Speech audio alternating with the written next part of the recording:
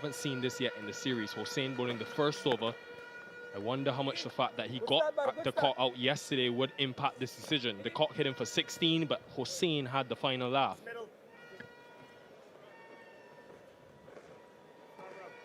Also slightly on pitch watch. We saw the pitch get a lot better from game 1 to 2. The grass is brown. Does that mean it now turns more and earlier and returns similar to the surface that we had in game 1? Or would it actually continue to be better with that green grass just holding it together enough for it to play nice and true?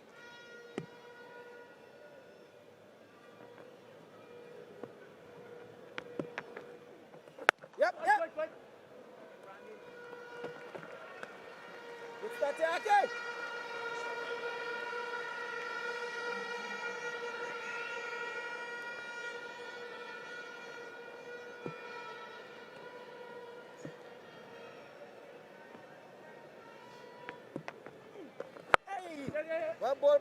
Important day for Akil Hossein as well, Carlos. Someone who you've seen pretty much from his infancy all the way to this point. 50th T20 international for him today. Currently ranked 3rd in the world in the ICC bowling rankings.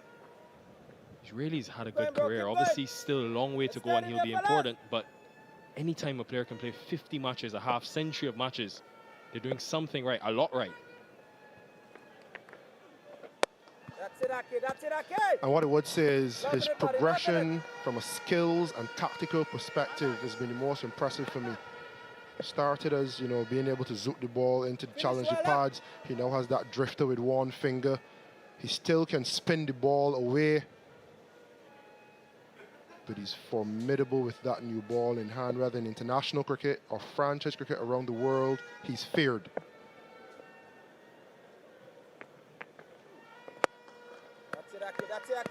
So far, it's been consistently disciplined. They'll see this as a small win, the West Indies, given the way they started yesterday. It was carnage. So I know we're only 5 deliveries in, but the fact you've got a left hand at the crease and they've only scored 3 has to close the over, though. That will be key. Sorry.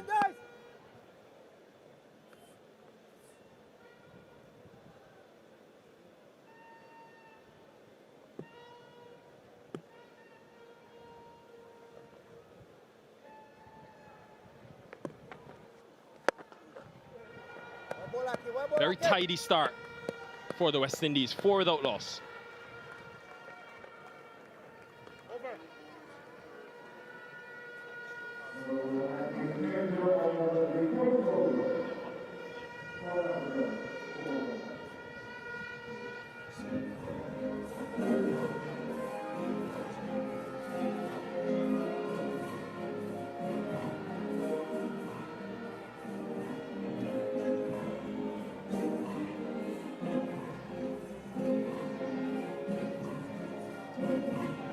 Two exciting debuts. Patrick Kruger, what a story he has. We'll see him a bit later on, the all-rounder.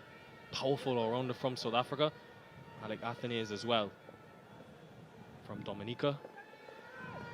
Shamar Joseph with new ball in hand. He's done this consistently across the series. Very new in his journey, but part of that T20 World Cup squad. He could be very important with his extra pace. For 21 yesterday in that solitary over he bowled.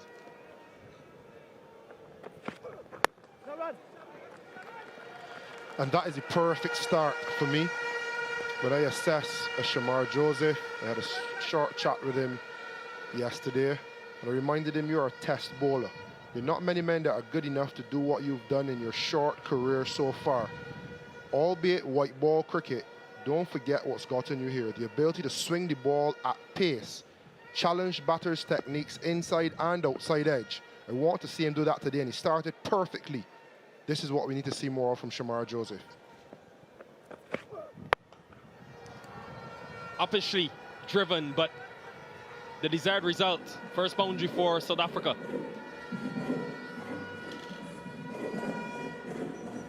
Overpitched from Joseph. And dispatched from Reza Hendricks. Filled with class, bit of swing on offer. And a beautifully essayed, lofted cover drive. And with a deep point and deep backward square, I think he probably rather errs on a shorter length as opposed to a fuller length, aiming for that good length area.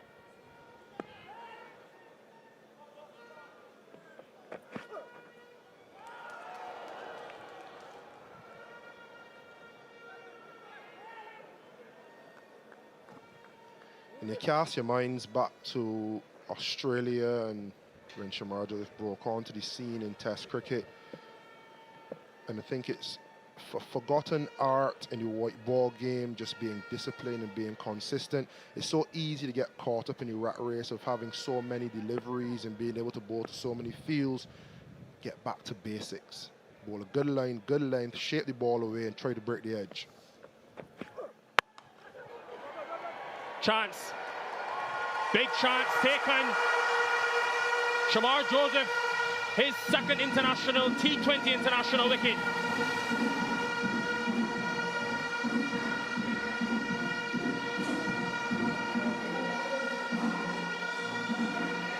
This is what high pace does. Good length. Reza Hendricks forcing the pace, hitting the stick out the bat, Shamar Joseph. And Gudakesh Moti will not drop that today, tomorrow, or ever. That is a celebration we've become so familiar with. Reza Hendricks gone for 6. South Africa 9 for 1.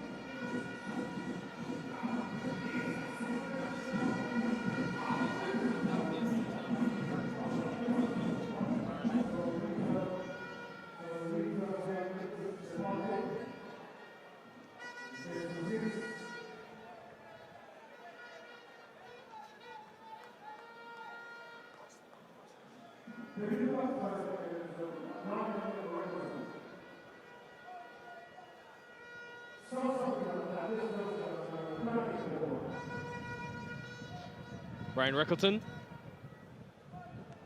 from Johannesburg made his one-day international debut against the West Indies back in 2023. Made his T20 international debut against the West Indies in this series. Hasn't really got in the runs yet. Here's why he's arrived. Once again, hitting a good length. I'd love to see more of this from Shamar Joseph. That is not a short delivery. That is a good length delivery at high pace. Hit the sticker, force Reza Hendricks to make a play. And if Shamar Joseph can continue to do this consistently, he will cement his play in the West Indies 11 for the World Cup and he'll make massive impact. This is a role that we've heard Coach Sammy talk about, getting wickets in the power play to nullify the back end with the ball in hand. Joseph was confident, but Fletcher didn't react. Rickleton says no, nothing. You can see from his body language though, Carlos, he's up, energy is up.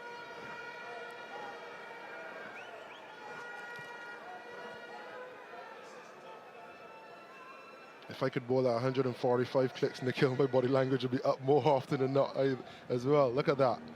Look at that. There will be not much foot movement out to him. And it gives him a little bit more margin for error. Did it get a nick? No, it didn't. Ambitious. That's the emotion. That's the adrenaline from Shamar Joseph.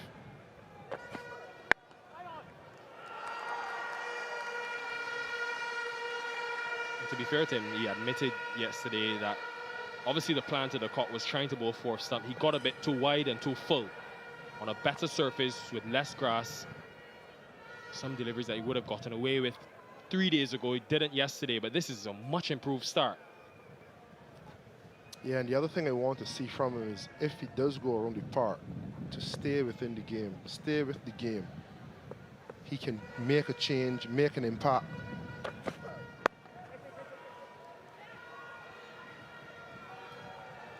Even if he isn't having the best day, Shamar Joseph can crack a batting lineup open. That's the end of the second over, 10 for 1. Yeah, their middle order has struggled in this series. South Africa, they'll be hoping for better returns today. Matthew Bretsky, Rassie van der Dusen especially. Now this is interesting. 2 left-handers at the crease. Don't always see back-to-back overs, consecutive overs being bowled in the power play, but Brandon King has gone brave. So left arm spinner to the 2 left-handers. Long on, deep backward square in place. Stop it. How much would the wind factor coming from the east have played into that decision, Carlos? Yeah, I think it's high risk, high reward. Batters always feel a sense of anxiety when spin comes on in the power play. It's this famed matchup. They feel as though they have to do a little bit more than they really do, and that sometimes can play into the hand of the fielding team. Hey, one more, buddy. That same thing has worked against the Cock. Last year in South Africa, Hossein got him. Then yesterday, mentioned before, he took him down, but also was dismissed. So not a bad move from Brandon King. Courageous. Let's see if it works.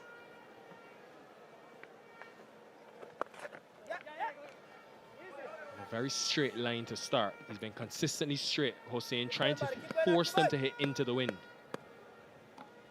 And I love that the field is balanced. You can remember yesterday, for a couple balls, you bowled with a deep square and a deep mid. You then prevent yourselves from being able to bowl full, change of pace, and be a bit slower. When you have this balanced field, you have a man for that slog sweep or pull deep backward square, but you also can go full or pace off, which are long on in play. One ball racket.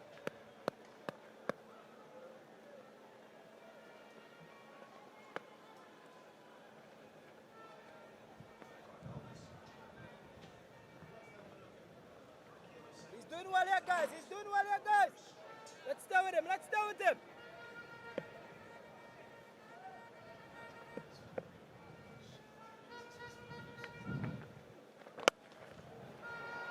It's the first real sign of aggression and intent from Quinton de Kock today.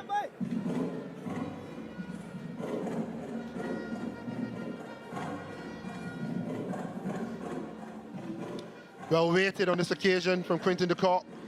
You know, you had to get it in front of square. There's a man stationed, that deep backward square, and he had to try to get it in front of square, went more mid-wicket region, he's away.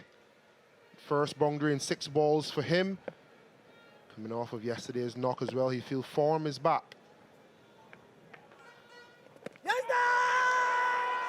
Maybe just doing a bit too much. They will have a think about it. Fletcher's confident. Umpire Leslie for Junior unmoved. And they have sent it upstairs. Let's see. Should be close.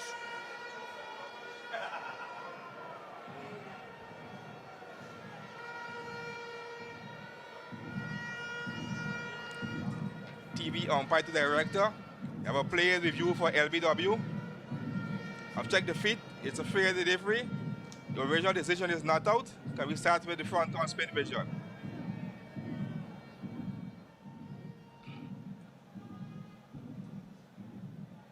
Front on coming up. Ball is close to the bat. Players have a deviation there. Can I have ultra edge, please? Ultra edge coming up. Take it back. Take it back. Yeah, there's a spike as the ball is next to the bat. There is bat involved. Can we go back to Leslie on field? Leslie would ask you to stay with your not out decision and let you know when you're on screen. You on screen now, signal. The faintest of edges. A spectacular decision by Leslie for Junior. Honestly, that is so difficult. End of the third, 17 for 1. Hossein, though, will be pleased. Just the 1 boundary. And just 7 from the over. Bowling to 2 lefties.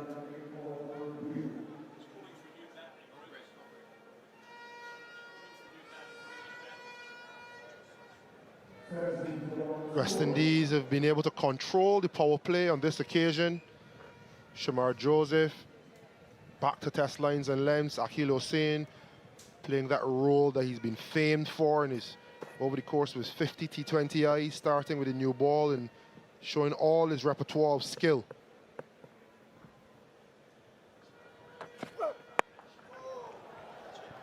Yeah, there is deep backward square, but Rickerton is good enough to get it wide of Hayden Walsh Jr., who's quick.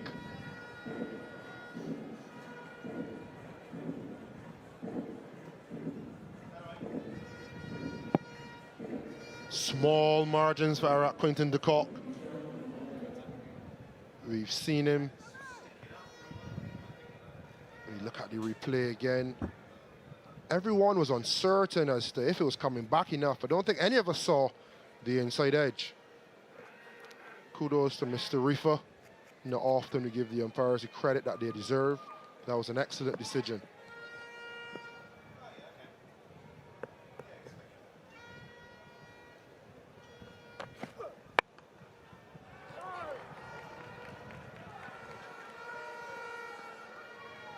Carlos, we've seen now the same bowler from both ends for the first 4. I often hear cricketers and batters talking about lining guys up when they bowl consecutive overs, especially in the power play. Is it a real thing? Yeah, there's an unwritten rule of definitely not 3 back to back to back. But I see no trouble in this situation. The first innings, 2 guys have bowled well overs 1 and 2. No reason why you can't give them overs 3 and 4 as well. Got away with one. Full toss, missed out there, Rickleton. I think also it helped that they have a new batter at the crease. When Joseph bowled, he would have bowled majority of the over to Hendricks. I guess it kind of negates that unwritten rule. I think another thing to bring into play is potentially series 1. Can we now get Akilo signed to bowl a few more balls with the new ball? Shamar Joseph to play a role that we may ask him to play in the World Cup. So they may be looking a bit further than this game. The second time in the over, he's gone too full. This time put away.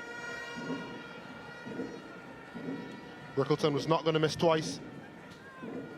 Quality player, touch player, just rolling the wrist on this occasion to get between the stumps and mid-on.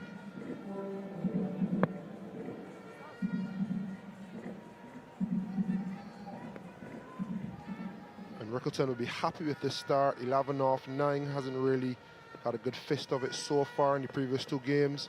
This is a decent platform to work from.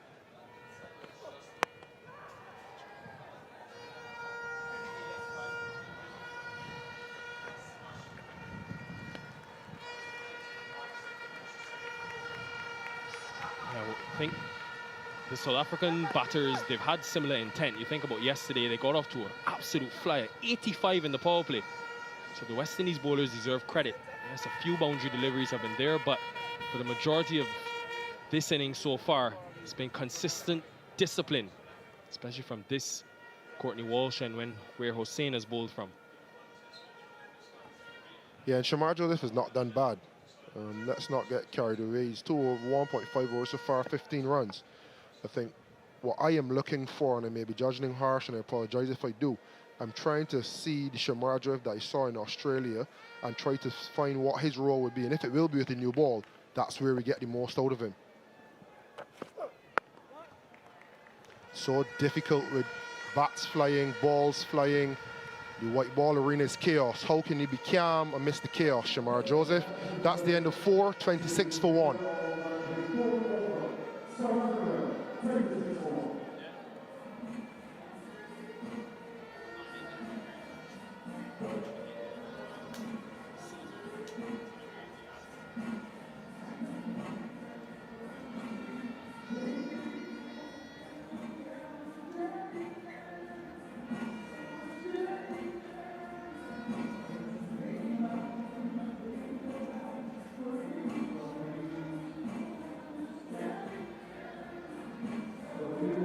Yeah, reminder to the viewers, if you're now joining us for the first time in this series, I would feel bad for you because you've missed some exciting action, but no Roston Chase today, no Romario Shepherd for the West Indies. Both were in action yesterday, both had an important role to play.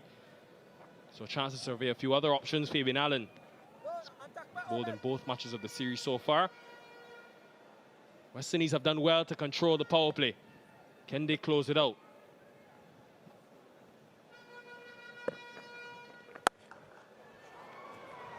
Spanked. Top class work from Rickleton. Brute force. Ryan Rickleton. Bang. Absolutely smashed through the offside. Precision with power. Not a man move.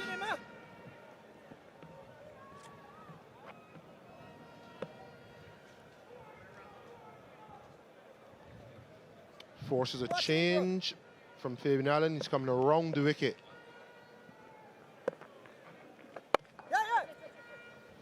It's amazing, Rickerton's journey. You know, I remember when he made his debut in that one-day international series against the West Indies.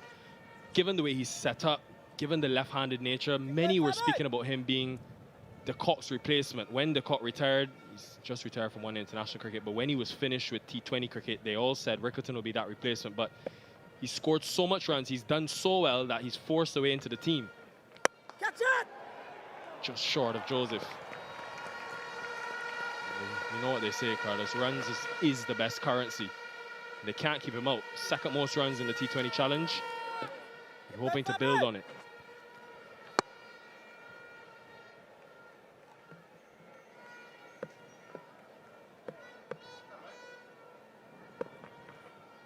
Catch it!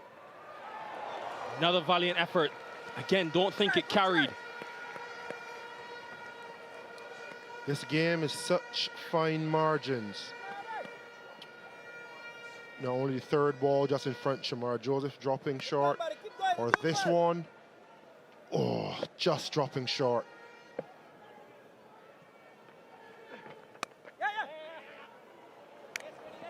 This time able to get it through. And de Kock will find a much needed boundary.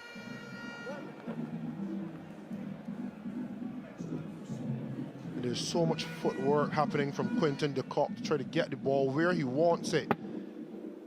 But the ability to be flexible enough to change mid-flight, to get into a cut, the precision to pick the gap and to get four, sublime. There certainly is something in this surface for the spinners. Bit of purchase early. And the 5:38 for one.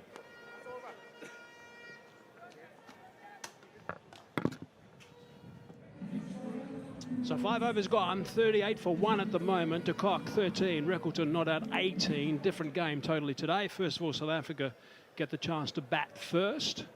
Secondly, they picked up 108 overs yesterday, so it's a little bit slower, going at 7.6 at this stage. And Abed McCoy, who'll be, I'm sure, full of the joys of life after getting the nod into the West Indies squad. Really feel for Jason Holder with that injury. But Abed McCoy will be delighted, I'm sure, to get that run, because it seemed to be far away at one stage. Already bowling with some good pace for that first delivery. Samuel, how are you doing? All good, Mike. Hello, everyone. Yeah, the last international match for these two teams before that T20 World Cup. So we've already seen from a West Indian standpoint with the ball giving players in their World Cup bound squad opportunities. Akhil Hussain usually opens the bowling, did so today. Shamar Joseph, who you think if he plays will be given that role as well. Nicely played over the top from de Kock. Loves playing that shot to stuff that's short on this sort of surface. It sets up. There's two fielders in the deep leg side over at McCoy, long on and backward square. And look at the amount of width he presents here. So he just needs to get it over the infield. And he does that quite superbly, Quinton de Kock. Easily disposed of. There's still the power play, of course, which we all know is so important and will be so important in the T20 World Cup. 4 balls left in that power play. Chopped away. Slight misfield. Scamper through for 1. Another bit of width on offer here. You can see his disappointment in not being able to find the boundary there, Quinton de Kock. First T20I, 64. The West Indies got off to a flyer. The second one, 51. Still healthy enough. South Africa struggled in game 1, but look at game 2. Third highest ever for them in the power play, 85 for 2. That's amazing getting that start. That they went on to lose the game. They lost 5 for 54 in that middle order, which put them on the back foot. And then Moti cleaned things up along with Shepherd. He was superb with the ball. Shepherd, Rickerton on strike now. There's an edge. He's gone. Comfortably taken by Fletcher. So Bev McCoy strikes in his first over. That's a big wicket at the right time for the West Indies. Yeah, and it's a slower delivery from Obed McCoy. He's such a guileful bowler, so clever, subtle changes of pace. He was threw the shot way too early. Just look at that, fingers across the ball. Yeah, deceived. All ends up quite deceptive. Rickleton once again failing to make an impact in the series. Andrew Fletcher made no mistake, goes for 18, 43 for 2.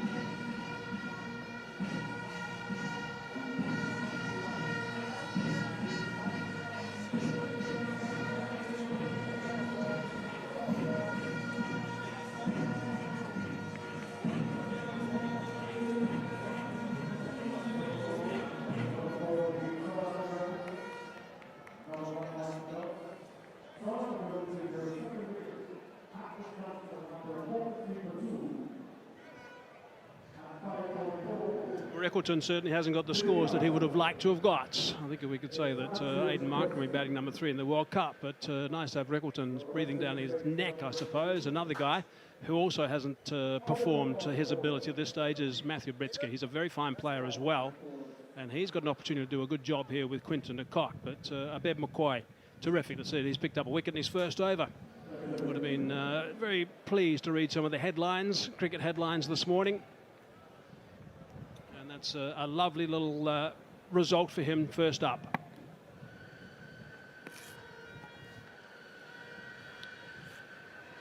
Absolutely thrilled for the young man, due reward, leading wicket taker for the West Indies in that recent tour to Nepal. 2 balls left in the power play. Oh, that's a misfield. Got to make sure both these teams, actually, I think South Africa perhaps been the side that hasn't been the better of the 2 fielders, with the West Indies making a couple of errors already today. Got to make sure the fielding's top notch for World Cup cricket. Got to. Absolutely crucial. I think that the team that eventually emerges victors, and that will be one of the key components of their success match. The fielding, catching in particular, catching efficiency. Yeah, we saw a couple of very good catches yesterday from the West Indies. Joseph certainly won.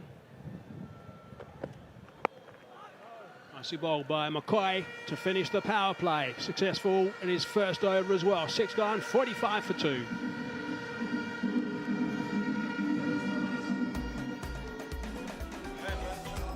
Right, so some of the action in the power play. That was a lovely shot over the top from Reza Hendricks.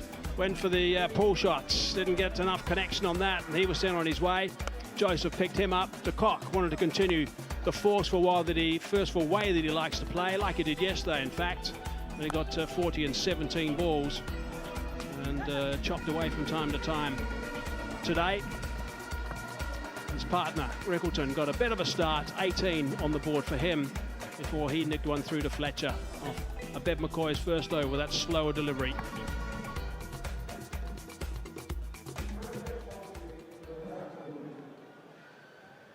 So 6 overs gone, 45 for 2 now.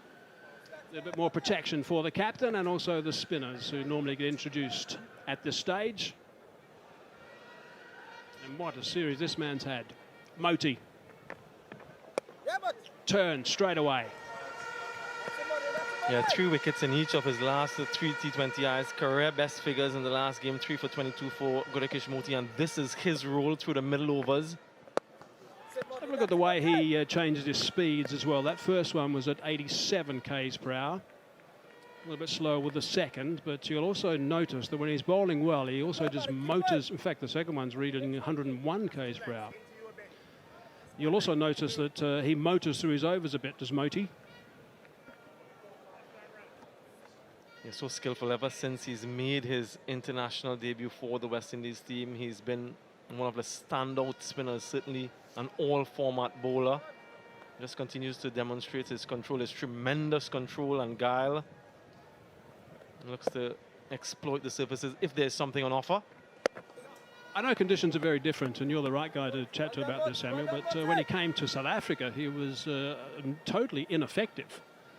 He got the role in the Test match as well. Didn't do much in the Test matches, but he also didn't impress in the one days. But he's a completely different bowler in these situations.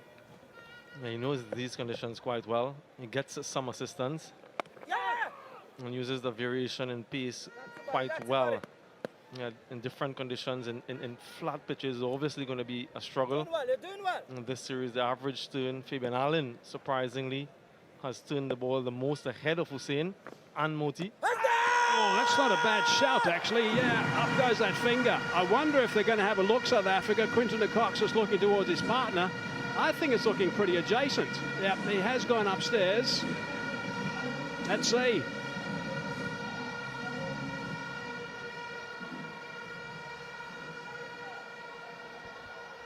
TV umpire to director. Our players review for LBW. The original decision is out. I've checked the fair delivery. Can we start with front on?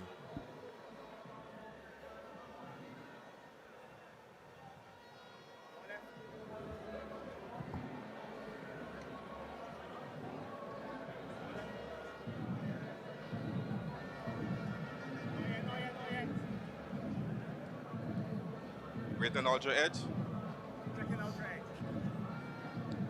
Ultra edge coming up. Flat line so far. Flat line. Keep rolling. Keep rolling. Not on ultra edge. Flat line. Can we go to ball tracking when it's available, please? Ball tracking coming up. Pitching outside off. Impact in line. Wickets hitting. Can we go back to Leslie on field? Leslie would actually stay with your out decision. I'll let you know when you're on screen. Yeah, good decision. Confirmed by Hawkeye. 101 k's per hour. That delivery tried to tickle around the corner, but it was too quick for that. De Kock goes for 19, 47 for 3 now.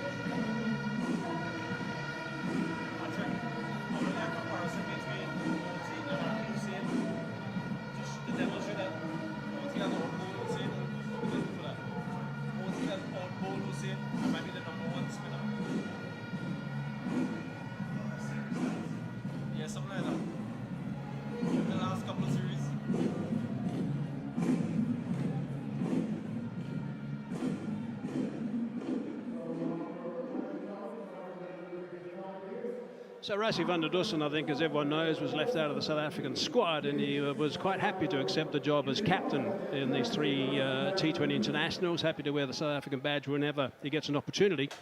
Should have been selected in my book. I've said that clearly before. And I think he would have been sitting back before the start of this tournament and would have thought, okay, well, my job is obviously to get some of these guys that are in the squad, the Bretskys, the Rickletons, the Hendricks, the Kocks, some runs. So they go into the World Cup, the T20 World Cup, with confidence, and I'll just sit back and not do too much. Well, again, he's out there early. Completely against his plans and the team's. 47 for 3 after 7. Great stuff from Moti.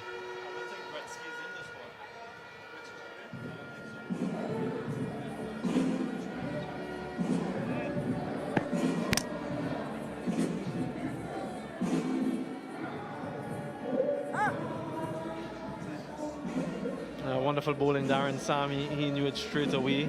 And so did the analyst Abhinay Sitaram. Vilakesh Moti, such an impressive bowler. He might be the leading spinner at the moment for the West Indies.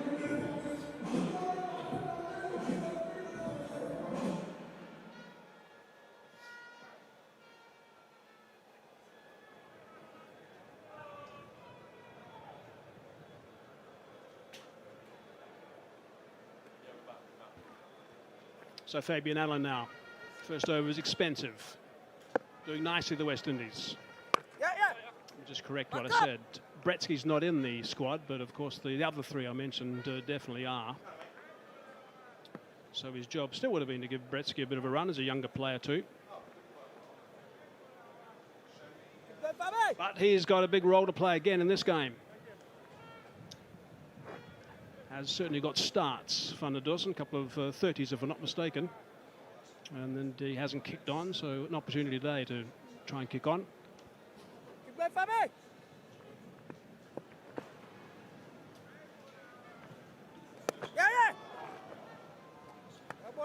Yeah, familiar with the conditions here in the West Indies. Wanted 2. Sent back. He's trying to catch Hayden Walsh Jr. maybe on the back foot and looking to hustle a couple. One of the quicker fielders in the West Indies team. Some argue that he is the best along with this man. There's always that competition. That's beautifully bowled. Nice grip. I love it, I love it. And when you look at Bretsky, he usually stands the leg side of the ball, favoring the offside. So as a spinner, I'm looking to finish on leg stump. And there you go. Just giving himself some room leg side. So I just want to follow him as much as possible, not giving him the opportunity to free his arms through the offside. If he wants to score into the wing leg side, so be it. But it doesn't seem as though he favors that shot. Likes to go over extra cover.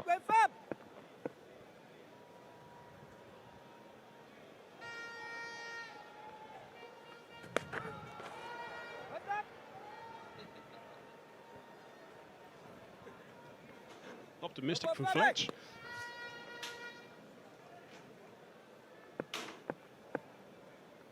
.50 up for South Africa.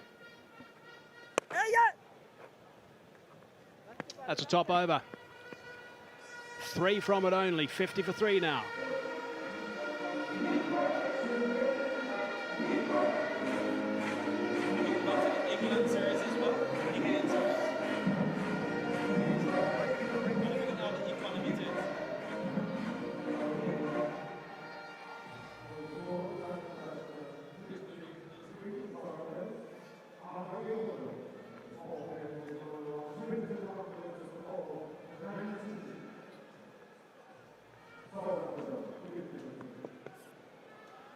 Quite clear that Moti is going to be a handful again today with the first over that he's bowled, and his form is so good he's not going to let up at all.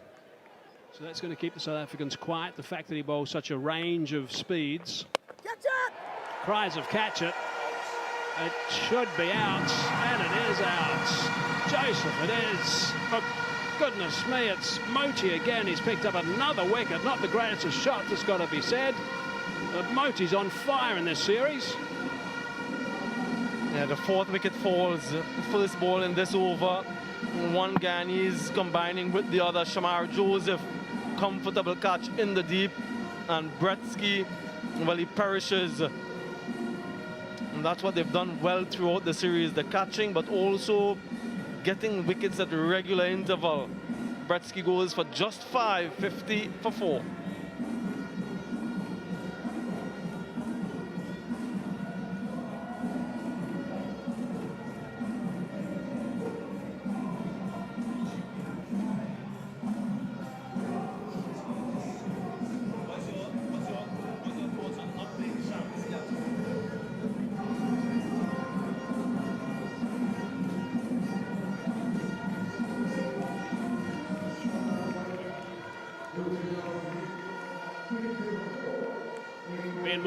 Getting another opportunity.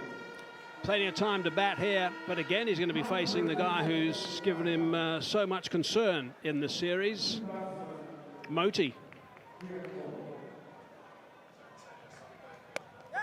It'll be the change of pace that it'll be so successful against someone like Moti. Won't allow him to leave his crease at all.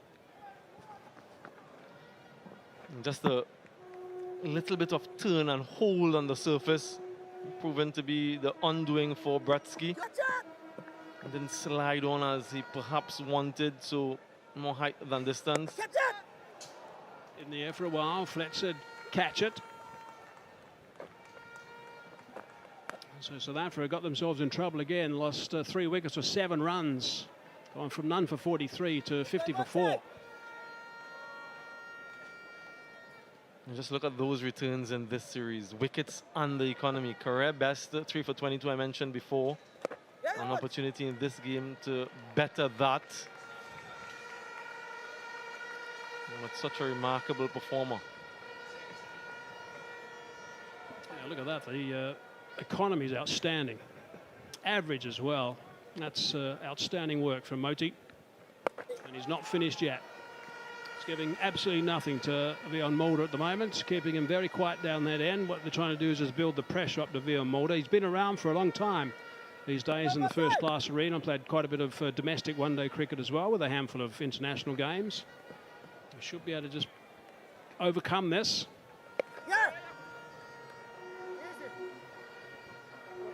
scampers down the other end. But a very tight over, a wicket, 93, 53 for 4.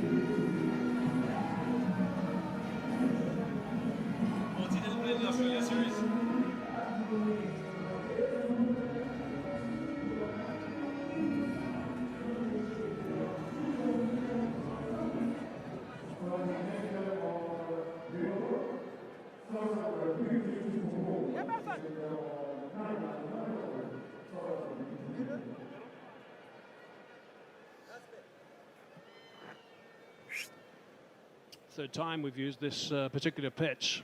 3 spinners in the lineup for the West Indies, Hussain, Allen and also Moti.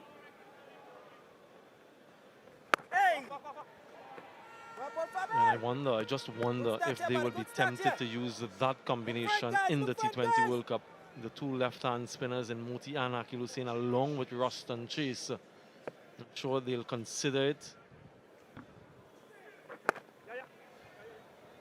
But if they do choose 2, just the way that Darren Sammy speaks about Ruston Chase and his performances in this series, you'd expect that he would be one of them. And Moti, the leading spinner in the recent past for the West Indies, he should find himself in the playing 11.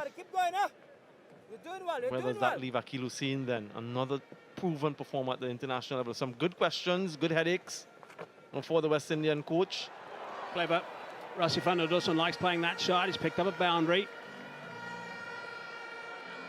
Really good shot that from Rassi. He's done that for years. Very innovative against the spinners. And just look at the control. Just deflects the ball, keeps his eyes on it, uses the pace of the delivery. And though there are 2 fielders backward of point, he gets it fine enough. That is dexterity from the skipper. First boundary since the 6th over. That's how quiet they've kept at the West Indies. Nicely fielded. Doubling up. Easy. Just Ruston Chase. I mean, I thought he was brilliant yesterday. I mean, it's just he's played for a dozen years, and it's just his 13th T20 international. He was innovative as well in his innings. 5 or 6 boundaries behind square. Chase involved in 2 magnificent partnerships. 63 of 25 with Shepherd as well. And also a fine one with Fletcher. 56 off 36. Just played brilliantly and did a fine job with the ball. He'll be a very important figure, I think.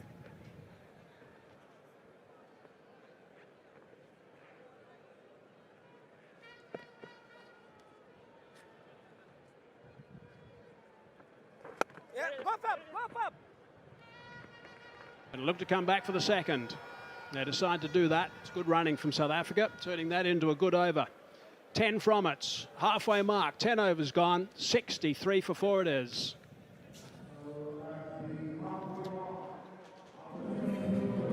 South Africa, after winning the toss and electing to bat, they lost a wicket early. It was that of Reza Hendricks. But then there was a bit of a recovery, and then wickets started to tumble after that. Second with 43 on the board. Third with 47, and fourth with 50. So there's wickets going down pretty quickly. This is the first to go. Reza Hendricks looking to play that pull shot. And he was caught at a mid-on region. Moti taking the catch. Then there was an edge at chasing a wide one. LBW firing it in was Moti to the big wicket of Quinton de Kock. And the last one to go was Matthew Bretsky, who tried to go hard down the ground straight. Sliced across a little bit. Comfortably taken by Joseph, his second catch. Moti's been brilliant so far. 2 for 5, his return off a couple. And good to see Abed McCoy picking up a wicket in his solitary over up until now. So West Indies in a good position at the moment at the halfway mark. 63 for 4. Hello, Ricky. How are you doing? I enjoyed this display of spin bowling and discipline from the West Indies bowlers. Gurkesh Moti's been sublime throughout the series. And just to look at the 7th over and his speeds and the full repertoire of skill. He's gone from 88 up to 100, down to 90.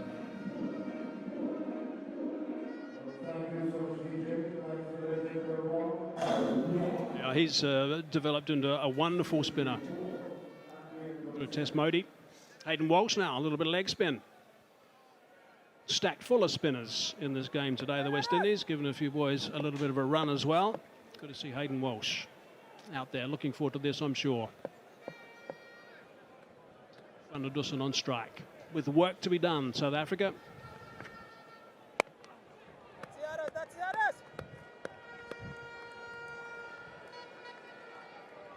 Happy to see Hayden Walsh. Really interested to see how he goes, how he starts. A little bit of air, trying to go airborne. Oh, it's caught, but one foot was over the rope. So I think Kyle Mayers perhaps could have been a little bit more aware of where he was.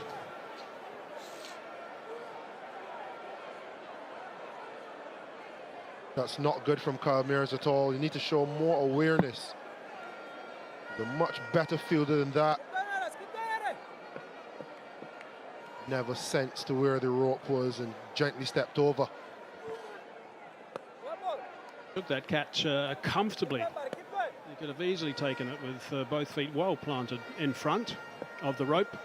Not to be though. There's a life for Rassie van der Dussen.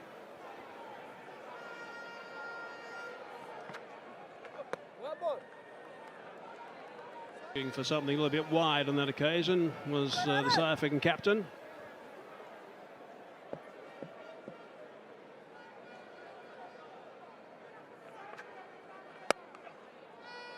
Slapped away to the sweeper on the offside. When you're fielding in those sort of positions, such as Kyle Mayers in that situation, you just got to make sure you know exactly what's going on and where you are and what you have to do if a ball comes towards you nice and high. Yeah, you always need to know where the rope is, and at no point in time he tried to push his foot to touch the rope and have a general idea of how much room or lack thereof, and as it appeared to be behind him. And it cost Hayden Walsh a wicket in his first over. None for 8, score 71 for 4 South Africa.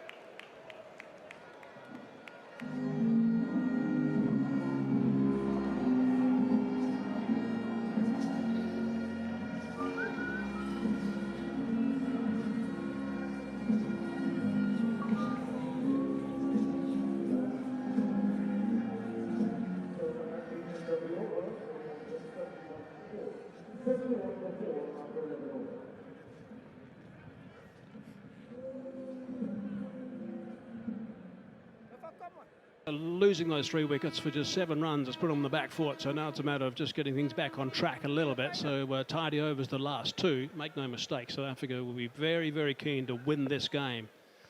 2-1 sounds a lot better than 3-zip, that's for sure. They'll want to have some confidence when they come back in the Caribbean, when they play their last league game in St Vincent. Come back for the second. Oh, almost ran right into that, did Mulder. Lucky neither Mulder or Fletch were hit.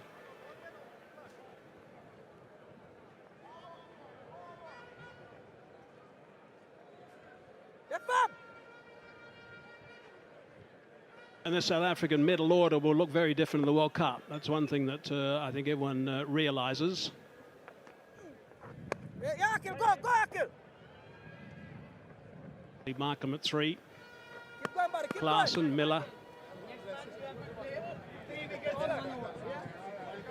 The soldier, salute to him. Trust him to have a fan on a hot day. Needs to stay cool, Cottrell. Keep going, Akil! It's not his only fan either.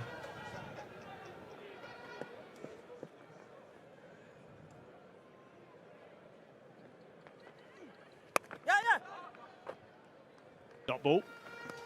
And then Stubbs, of course, also in that middle order for South Africa. So it's quite dynamic, that middle order. And they should put South Africa in good stead in the World Cup games. They play their first 3 in New York, actually. Yeah, yeah. Back up!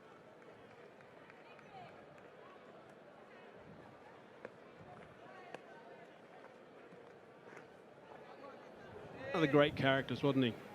Sheldon Cottrell is, I suppose, with the salute. I mean, it was amazing when he first started doing that as a tribute to his soldiers that he used to Yeah, Akil, go, go! be with. saying hello to them all the time when he first started doing it.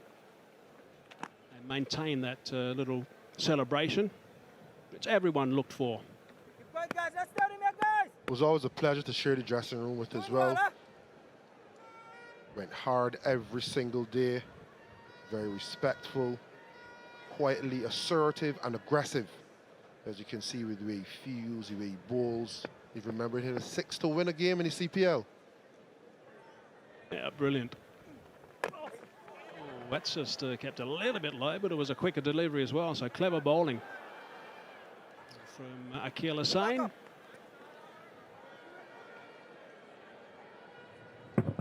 Just a bit of a bottom edge on that. End of the over, 12 gone, 77 for 4.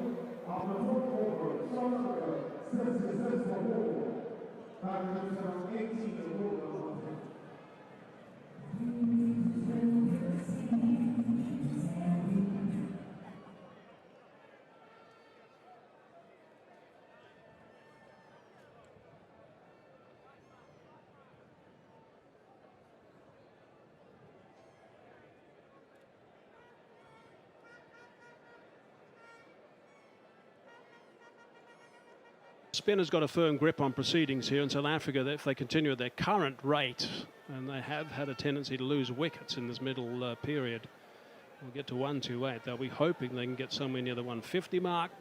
10-0 from here takes them past that to the 160 mark, I should say. But it's going to need someone like Rassie van der Dussen to play really, really well.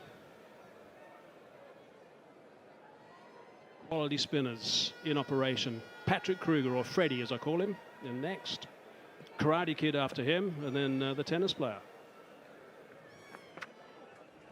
Oh, that's a terrific wrong-un.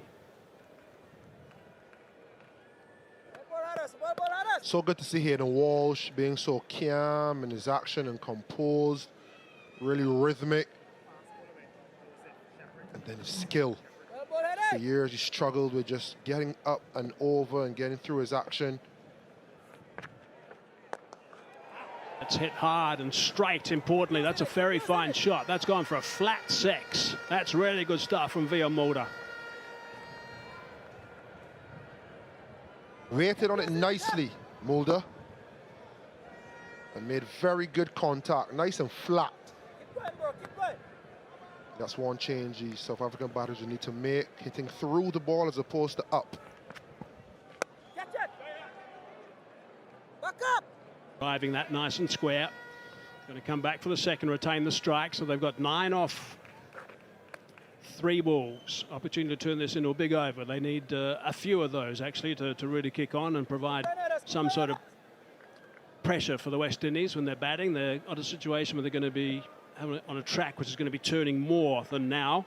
It's outside the line. I don't think there's going to be too many dramas there. Walsh likes it a lot, as bowlers normally do, Carlos.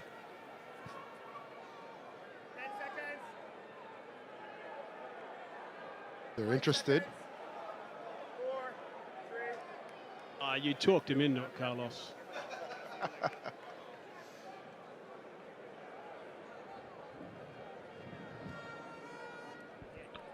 TV umpire to director. Our players review for LBW. The original decision is not out. I've checked the feet, the fair delivery, and we start with front on.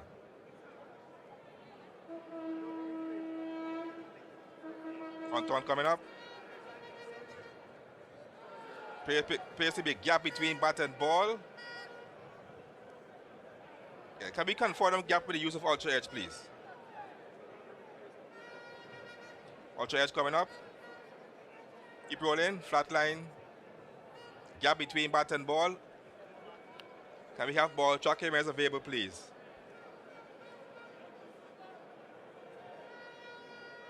Ball tracking coming up. Pitching outside off, impact outside off. Can we go back to Leslie on field? Would ask you to stay with your not out decision. You're on screen now, signal. Yeah, I thought it was a little bit optimistic setting up stairs, but they've got some reviews to use. They've got none left now. Look good on the face of it. Batter walks across, it's a googly. Missed it on the inside. But we moved the walk way across. so much so that you could see his leg stump. And as a result, impact outside of off means you shouldn't and can't, on review, be given out LBW. Providing you're playing a shot, of course, it can change if you're not, and that's something that some of the American viewers, when they tune into the World Cup, won't quite understand, I guess. There will be a huge Asian population in the United States that'll be watching the World Cup, and they'll get right into it. Short and wide. Work to the sweeper, just a single.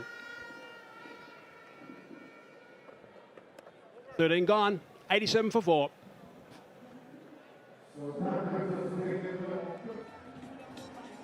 Kruger, Kutsia, Fortain, Peter and Norkier. The players to come. The batsman in the middle right now, Rassi van der Dussel and Mulder.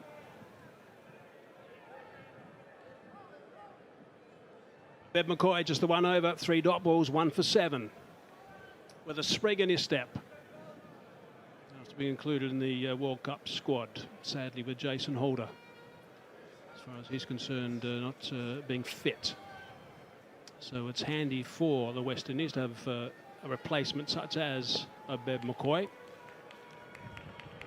Just slide him in. Via Mulder's played nicely so far. Right across him. Nicely bowled by McCoy.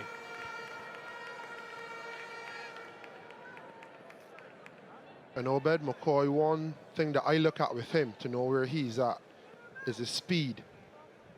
And he was up around 140 when he burst onto the scene with a back of the arm slow ball that drops down to 114, 115, and was really difficult to pick up, especially in the back end when you're going after him. Edge on that one, but it's wide enough, and he's picked up a boundary. Mulder.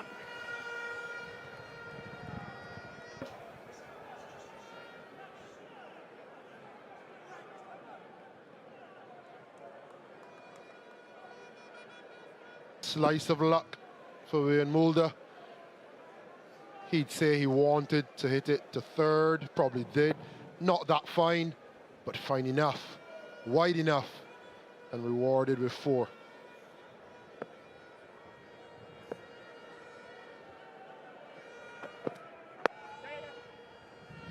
Taken off that delivery. Now, we've just been told that Brandon King has been warned again by the umpires on the stop clock.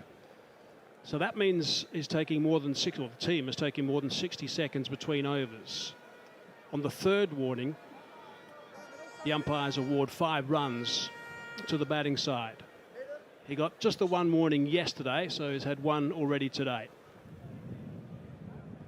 And just back on his speeds for Obed McCoy, that last ball was 137.7. He's been working on a ball that brings him somewhere between that high 130 and 115, where he kind of rolls his finger alongside the ball. So he wants to be that average speed more often than not.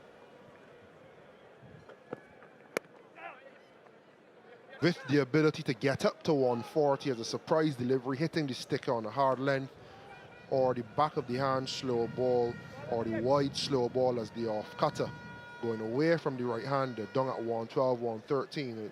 It's good to see players working on the game and adding things to the repertoire, and something as subtle as moving from 133, 134 down to 136 without much arm speed, even in the middle, can be quite handy. So you could potentially be bowling a similar length and the batter just gets there half second early. You just need to miss the middle when batters are going, and you have a chance at long on and long off, deep mid wicket, to get a wicket for your team. To work nice and fine.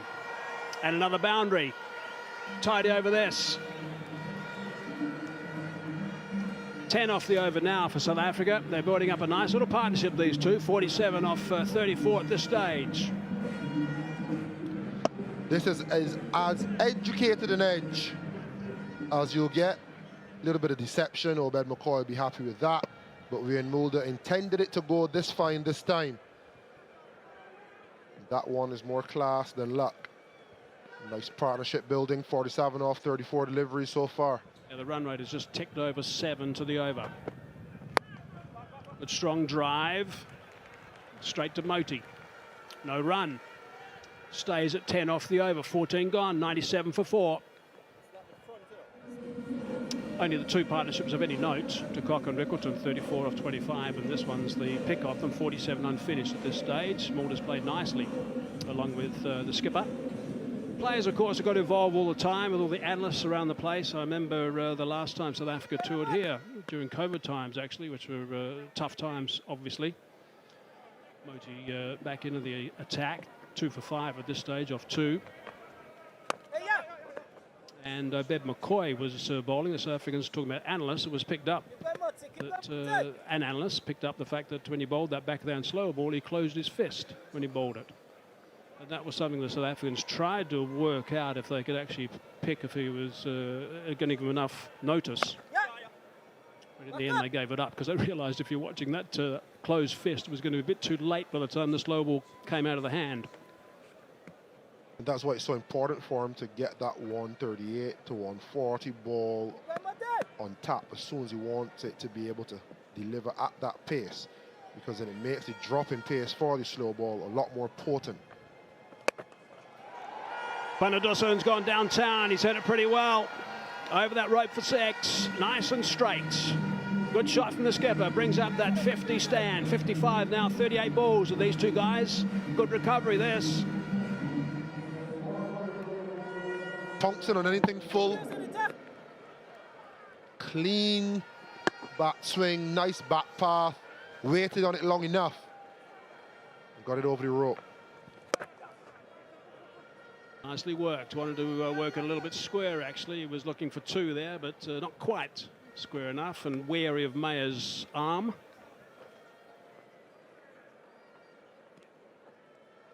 Confirmation of that stand that I was talking about. These two guys have got to keep going for a while because there's not a great deal to come in the batting stakes.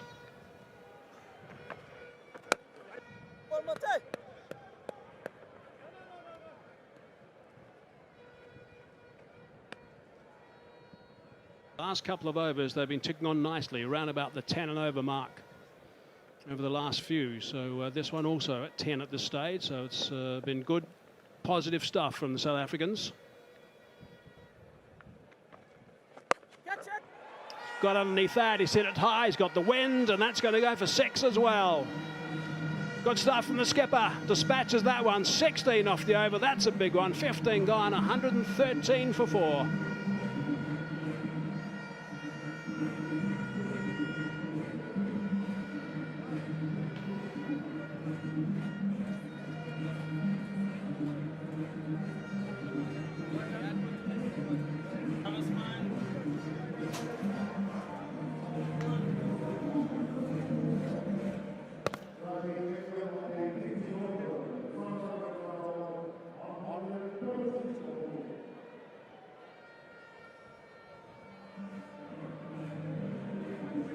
The last 3 overs have been fruitful for the West Indies. Such good consciousness from Rassie van der Dussen to hit to the leg side with the wind. Moti had been so economical in his spell prior to that over.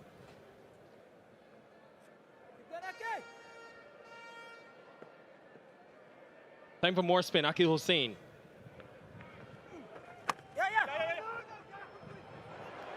Just gets through. Spin is everywhere. Hello, Samuel Badri. Yeah, what a shot that is. 2 fielders behind there. The precision as well as the timing. Just open the blade of the bat. And just wide of the fielder. Very good shot. Very good start to the over. Much to the despair of Akil Hussain.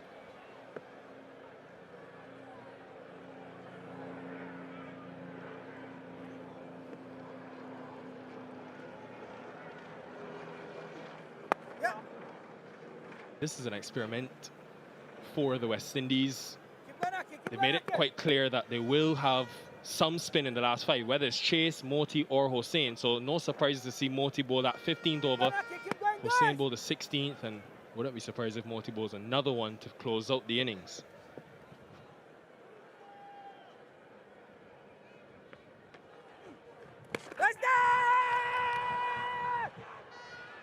Maybe pad.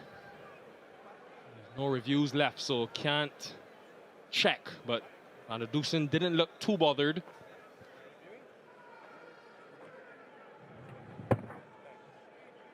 Might just have been the pad. Flicked on the way through. Good take by Andre Fletcher, though he's done a good job. Dutiful behind the stumps in this series.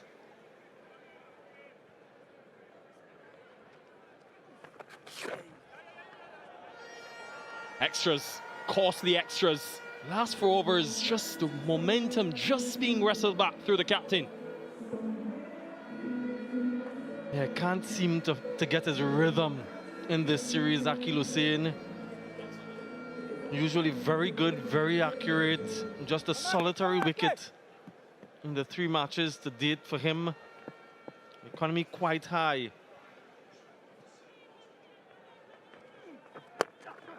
And just to build on your point, Nikhil, as they search for 2, very good running again.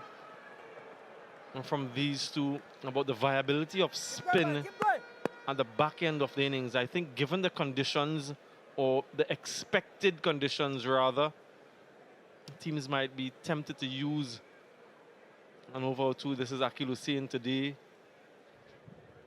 Just a few dot deliveries. In good areas, maybe the line could be at times a little bit straighter.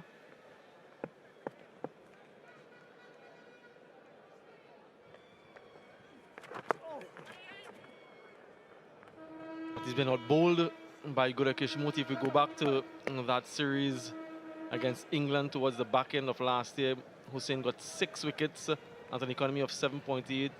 Moti got 5 wickets, economy of 7.3. But this series, Moti's gone 8 wickets to just the 1 wicket for Akil Hussain.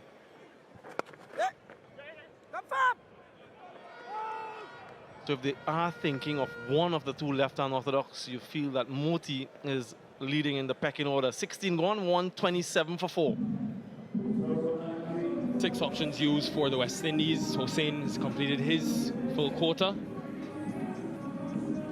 Not a spin on offer. Surface definitely has something in it, some purchase in it for the spin. Moti still 1 to go. Be 1 of Shamar Joseph and 2 of McCoy to close out the innings.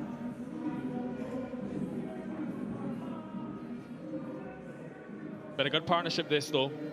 77 from 48, much needed.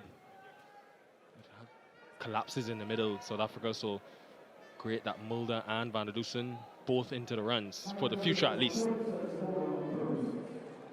Well, if you're just joining us and you haven't heard as yet, the news emanating from the West Indies camp is that Obed McCoy is named as a replacement player for the T20 World Cup. An injury to Jason Holder means that he's out. So this man received the news earlier today that he's in. He's World Cup bound. They'll be heading off to Trinidad after this game for a warm-up match against Australia, to be played at the Queen's Park Oval. And then they'll head to Guyana, where they kickstart their campaign on the 2nd of June against Papua New Guinea. He went across his stumps quite early, looking to hit with the wind leg side. Just a 64-meter hit in that direction. Lots of 6s have been hit there as compared to the other side into the wind. So that's what he's targeting.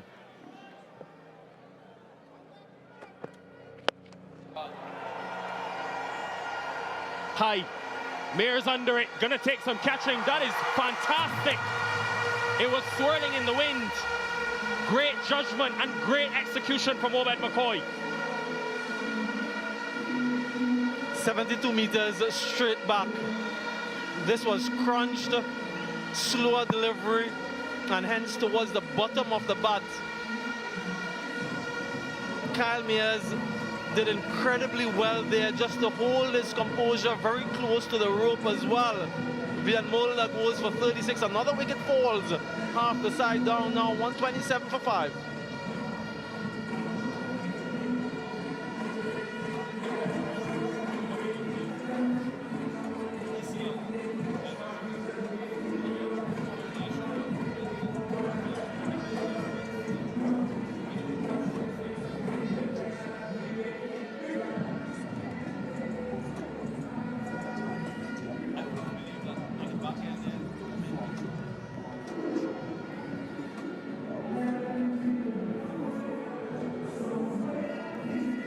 crucial strike for the West Indies as Patrick Kruger comes to the middle on debut.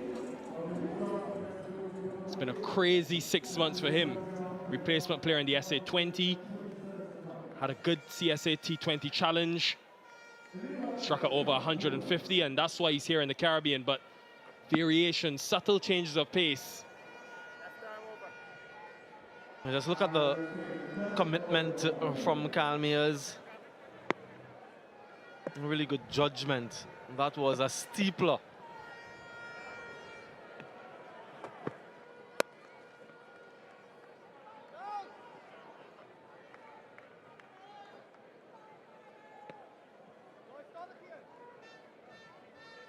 There's a few things, Sam, that I think Obed McCoy will provide this West Indies team. This was earlier today, 6th over. And one thing he's been working on has been just rolling his fingers over the ball at the last second. And it's a subtle change of pace that got Ryan Rickleton, and just dismissed Vian Mulder. These variations and death bowling skills can be a big asset. That will be 6. Absolutely smashed by Rassie van der Dussen, straight back over the bowler's head, just some width, and he had an opportunity to free his arms. Again, the length was favorable to the batsman, and as straight as a die.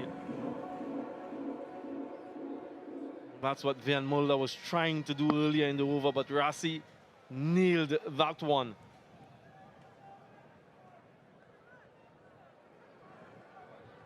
And because of the variations that he possesses, Obed McCoy, he was given that 6th over, usually a very difficult over, the final over of the power play. And if he plays, he'll also be given these difficult overs at the back end. And you need those sorts of variations, those subtle changes. He's been working on his game for a long time. When he first came on the scene, that back of the hand slower ball was his go-to delivery, quite deceptive. He's now using that leg cutter, fingers across the ball at the last moment. So he's just adding to his repertoire. Very confident based on what he did in Nepal, and now named in the squad. And good execution other than the 6 as well. Bowling to those 2 deep fielders offside. 1-3-6 for 5. Rassie van der Dussen will be very pleased with this contribution, but you'll understand that the job is far from finished. 3 overs to go. If he can bat to the end, both Kruger and Kutsia to come have power. Shamar Joseph, 2 up front. 2 good overs with the new ball. This will be a different challenge for him. Not a lot of experience bowling at the back end of the innings.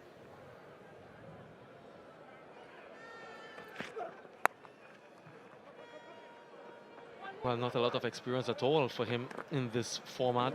Just the 3 matches before this series for him. So it's a new experience all around. Playing international T20s for the first time against an established cricketing nation in South Africa.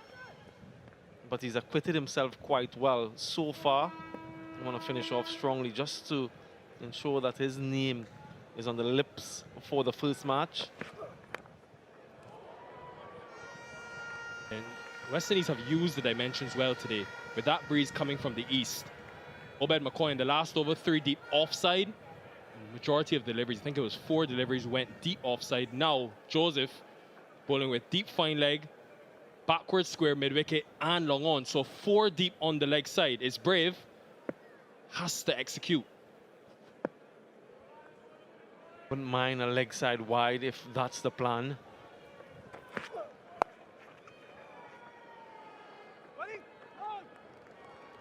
But these are all building blocks for the young man as he looks to forge an international career.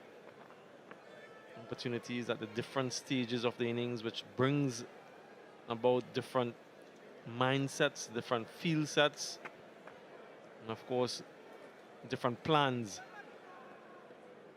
Bowling the new ball in the power play, yes, it's challenging, but bowling at the back end of the innings, if you ask any bowler who's done both, they'll tell you that this phase here is the toughest, especially against a set Rassie van der Dussen. well executed again. And something that the coaches have tried to do, Sam, just watching them at practice, is a lot of match scenarios. So on Monday, for example, the first session here, Shamar Joseph would have bowled, I think it was 2 times at the back end of the innings. They're trying to do these match scenarios to get them in the mode of bowling under pressure. So they've got their best middle order batters set and batting against their best death options. Just trying to simulate what the pressure would be like.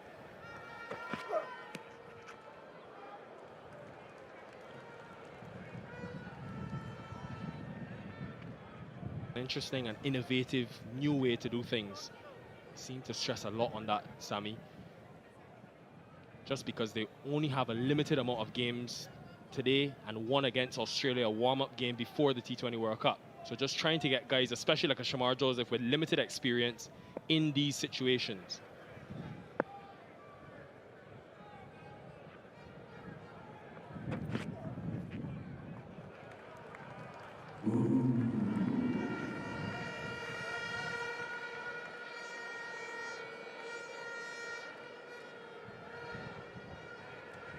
Good variation there, rolling his fingers over it.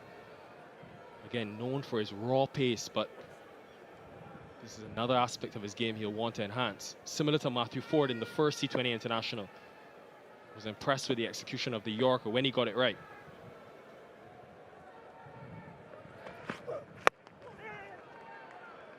Very good over. 6 from it. 1 4, 2 for 5.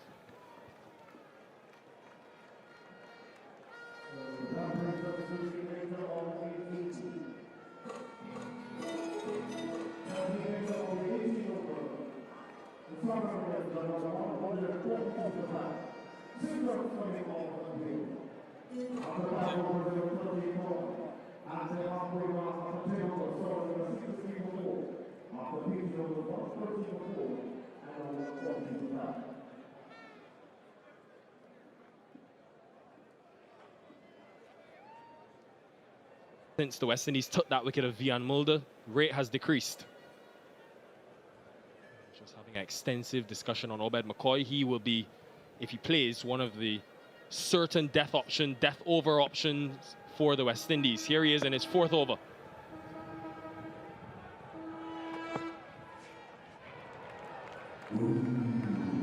Another slow ball, another swing and a miss. A very good last over from McCoy. Just a 6, but still managed to get a few dot deliveries in. Starts off with a dot delivery. I'm a huge believer in what you were just referring to, Nikhil, in terms of the training, being quite purposeful in what you do, as opposed to just going through the motions and at the end of it not having any real benefit. That is so clever from Patrick Kruger. Awareness of where the field is positioned and execution. And the tumble at the end as well goes all the way for 6. 6 is now in the innings. Moved across quite early, committed to the shot, and got the desired result. You've got to be courageous to play that shot against a fast bowler. Remember, he's on debut, Patrick Kruger. That will be remembered by him for a long, long time. Does that bring about a change in field? It doesn't. Fine leg still in the inner circle.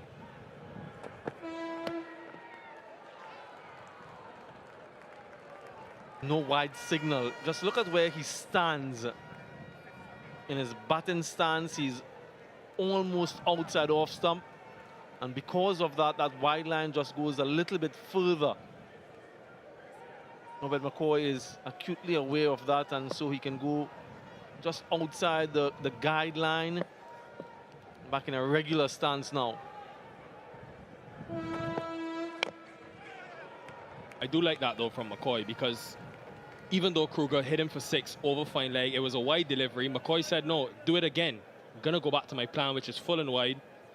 And 2 deliveries later, he's executed. So this has been good from Obed McCoy. Still finding his feet after the shin injury. Had a fractured shin majority of 2023, had a knee problem as well. But to see this man back firing for the West Indies, it's a huge relief for the fans all around the region.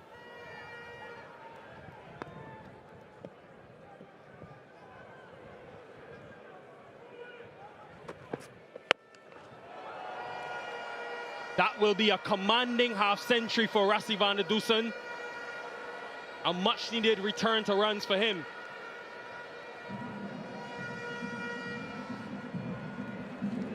His 8th T20 international half-century for the captain in this South African T20 international team.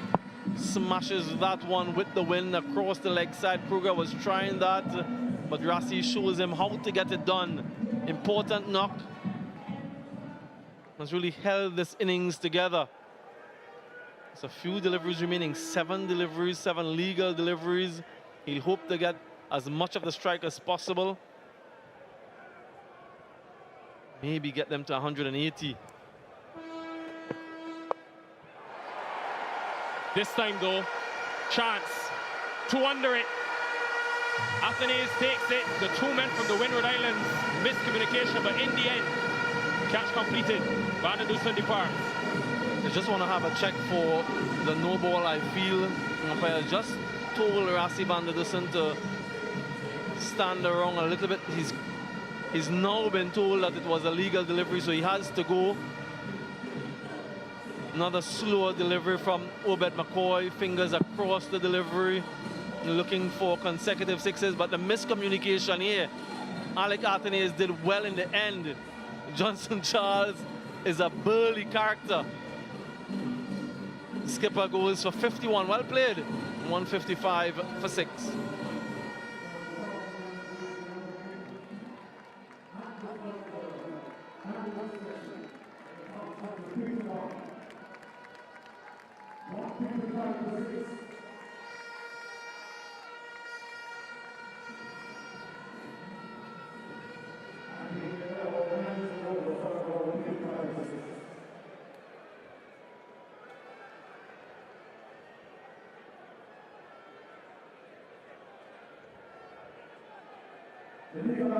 Daryl Coetzee. He's got long levers. He's very capable of hitting a few big maximums. Need a few, at least. South Africa. Here's Shamar Joseph. Hits the boot of Fletcher, so they'll get through for the single, but well executed again.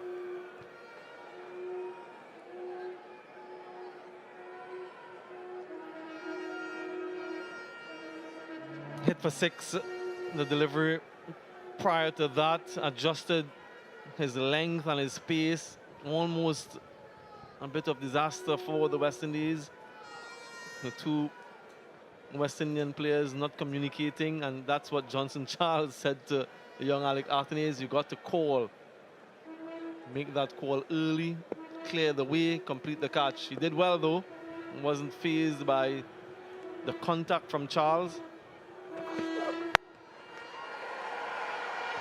Hit off is up. How's that been taken? Brandon King. That is unbelievable. Remarkable, absolutely remarkable. Obed McCoy was also making a movement towards the ball.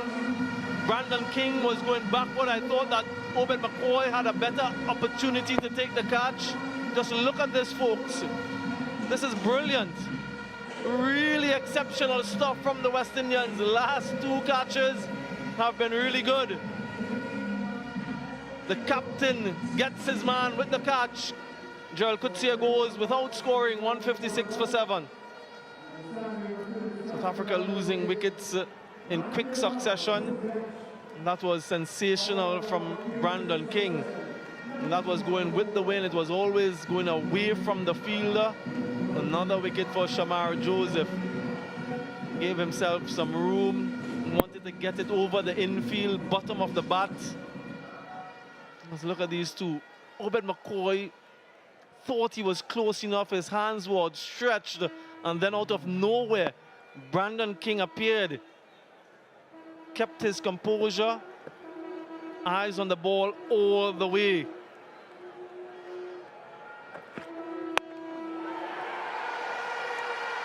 Doesn't carry. He was late on it, Alec Athenaeus. With all that's happening, I'm just grateful there's been no collisions, because those were 2 very close calls. And beyond 14 was late on that delivery as well. Something that has pleased me no end, Nikhil and viewers, the fielding of the West Indians. Sometimes they're a little bit lethargic, naturally talented and gifted and athletic, but sometimes they seem a little bit lethargic on the field, and only when they're under pressure back against the wall you see the best of him. We've seen that. They've been on the mark all the way through. Mentioned before that that would be an important factor in the T20 World Cup, the catching, the ground fielding. Seem to be a well-oiled machinery in this West Indian team. 7 players, remember, to join this squad. Lots of hopes and aspirations from an entire region. Has to hit, misses. He lined it up, took his time, aimed, fired, but nothing.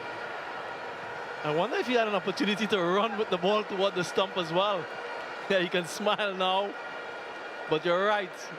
He assessed the situation, took his time, aimed, fired, and missed. He might have been able to actually run toward the stump and take the bail off. Decided to go for the throw at all 3. Yeah, he's smiling. Brandon King isn't smiling. He's holding his shoulder. That's how forcefully he's pelted that ball. To no avail. Final delivery.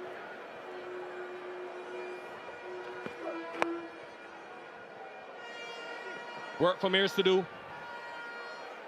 Akil Hossein, it was running around from deep backward square. Did he get there in time? We'll check. Yeah, this will be close. This will be very close. Akil Hussein might have been good work. Let's have a closer look. Yep, foot on the rope. This will be 4. There's a little bit of indecision between him and Kyle Mears, and in the end, that little delay has cost them.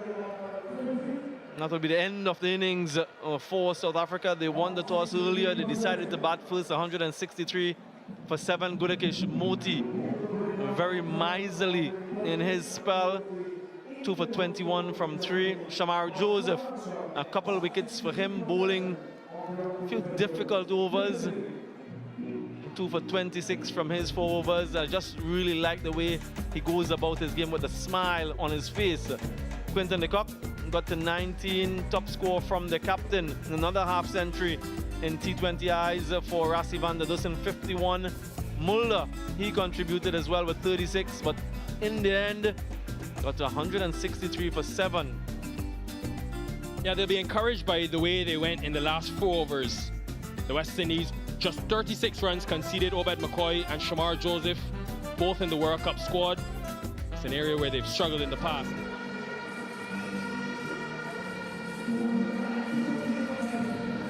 Right, time for the defense. In that South African camp, the West Indies will be hungry to get another win in front of this Sabina Park crowd. They've come out in their numbers yet again.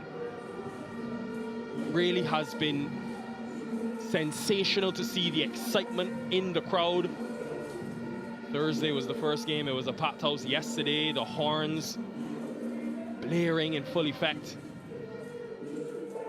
And today, on this Super Sunday, Brandon King has got runs. He loves Sabina Park. 350s and 40-20 innings here. Continues to add and evolve in this format.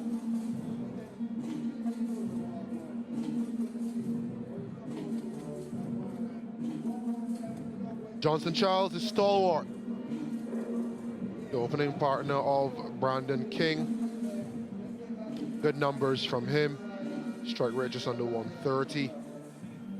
Not gotten any runs just yet, but a commitment to a role that he's been given. If he gets off, he can win the game for the West Indies. Anric Nortia to bowl the first delivery. A lot of weight on his shoulders to make a comeback of sorts with ball in hand, and away we go.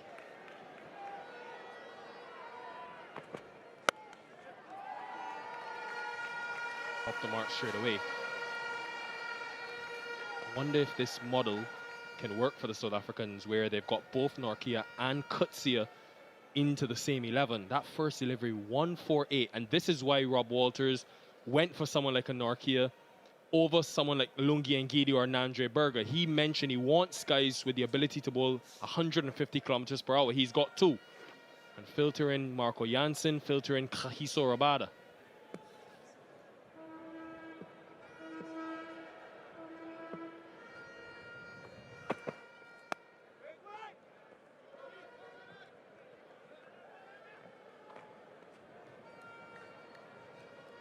Pace is great, but in the West Indies, there's not much margin for error. In South Africa, in Australia, where you get more response from the pitches and you hit a good length and it zooms through, head height to the keeper and it looks good. Keepers skip from their position, a sack and slip. In the Caribbean, that still gets to the keeper knee height, so you still have to be on the money.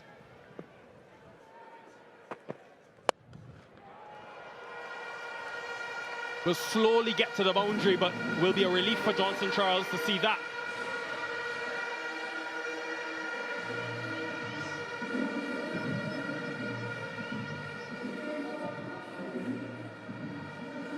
Rolling his fingers down the side of the ball, sliding into Johnson Charles, and that's his bread and butter. He won't miss that. Vacant mid-wicket, dispatched.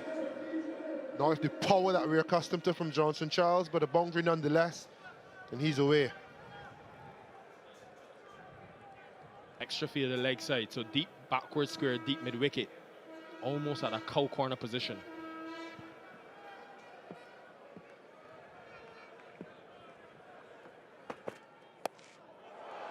That is so innovative from Charles.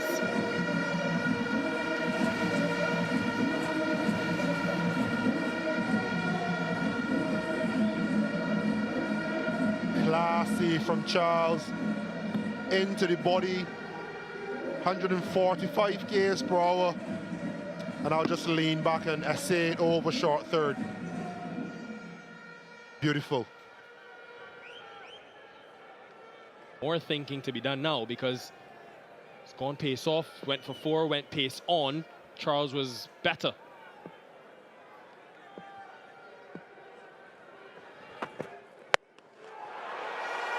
That is so authoritative from Johnson Charles, and this is the destruction he can cause.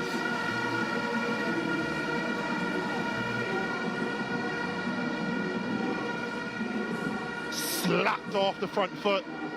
Bang! Stand and deliver. As fast as it comes, as fast as it goes. And I think, as I said for Shamar Joseph, I'd say for Anric Nortia, just bowl a good line and length. Stumps prevented him from another boundary. Would have been 4 in a row, but 13 from the first.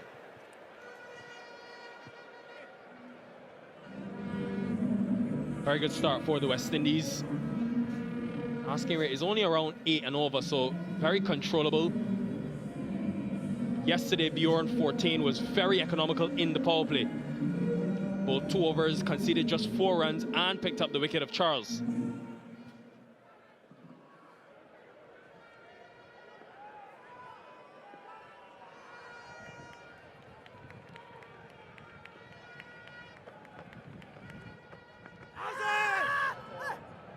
He's maybe sliding down leg.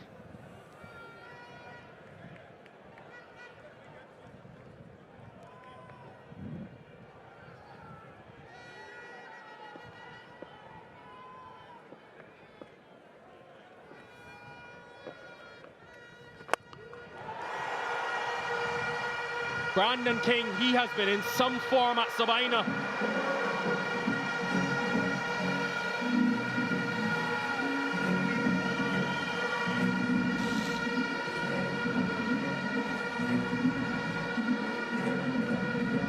The king of Kingston. He's seen enough.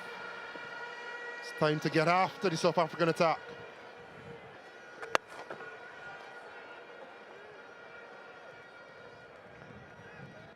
think that was taken in the crowd, Carlos. One-handed nonetheless. Sheldon Cottrell Jr., dare I say, another soldier with cricketing pedigree. Look at that beaming smile. Proud history Jamaica has with cricket and soldiers that play cricket. For the South Africans watching back in South Africa, they will know that sometimes if you take a one-handed catch at a cricket match, you can win 2 million rand. But the soldier today, not that lucky.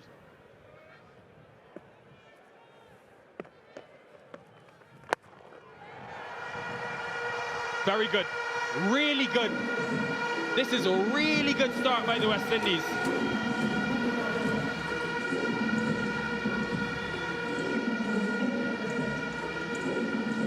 A recent feature from Johnson Charles, using his feet, giving himself room and accessing over long off, even straight over the bowler's head. How difficult a proposition will it be to bowl spin to this man? He can sweep, he can cut, he can pull, and now he's added the ability to use his feet and target straight back over your head.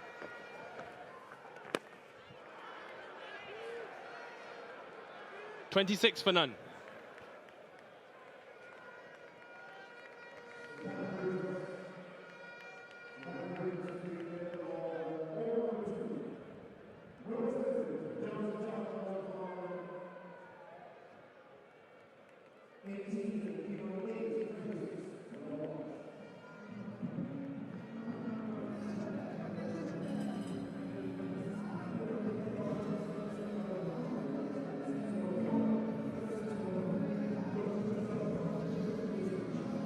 Had a high quality of cricket in this series. West Indies have batted well. They've gotten good starts consistently from Brandon King. Johnson Charles has struggled, but today, quite the opposite. Continuing the trend, South Africa, of pace from one end, spin from the other. Hendrik Nortje bowled the first. Now Gerald Coetzee, also very pacey, very aggressive as well. Two deep leg side. I mentioned it about Shamar Joseph, and I tried to allude to it earlier in the first over from Hendrik Nortje. The surfaces are quite different to South Africa and to Australia. There's just that little bit of variation on a good length. You have to hit it consistently with the new ball. There. That's 4, 4.5 stump. If you had to put another set of 3, and you want to be off stump,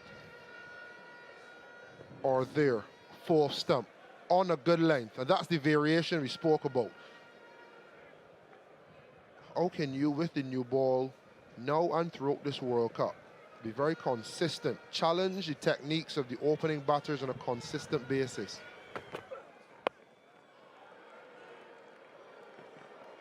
Chaos of the power play, the balls flying all around the park, sometimes forces new ball fast bowlers of high pace to get caught up in too many changes of pace, trying to bowl too many deliveries.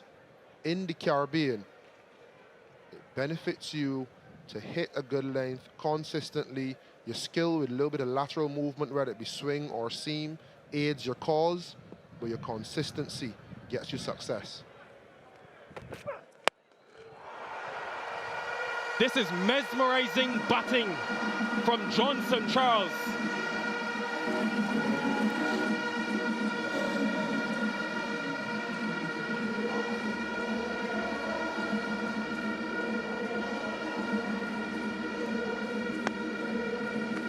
And it's catching practice in the crowd from Johnson Charles.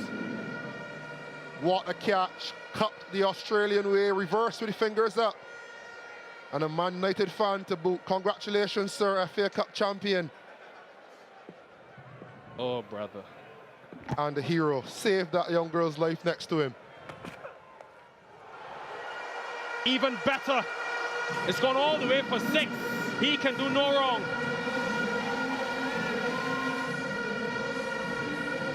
The awareness and execution from the West Indies batters in this series has been elite.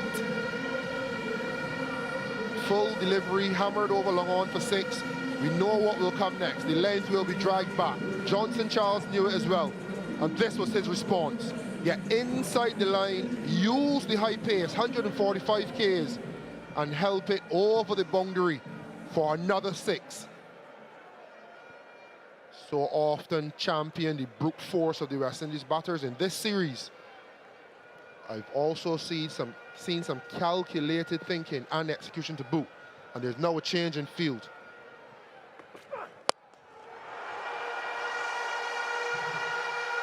Just the awareness from Johnson Charles of the field.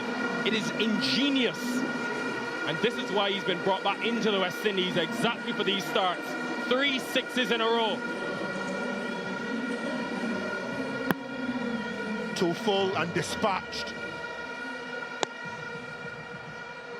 For any young player watching, the feature of Johnson Charles for me is how steady he is at the crease. Level eyes and head, not much movement, just really waiting to react and pounce on anything off pace or off line. Top class. Even that gets to the boundary. We're seeing it all from Charles today. 23 off Coetzee first, 49 for none.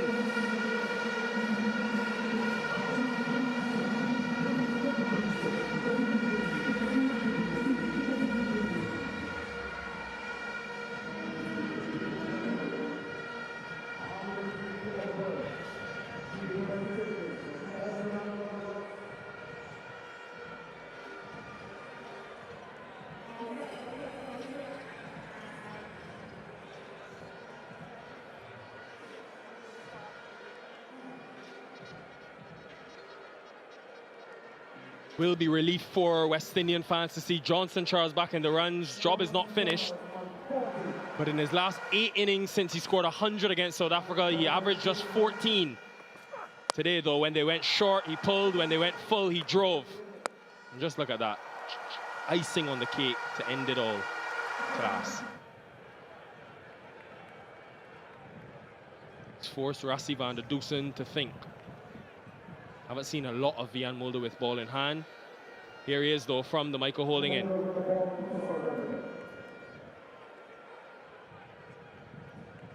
Other good signs for the West Indies. We saw Brandon King with his onslaught in games 1 and 2.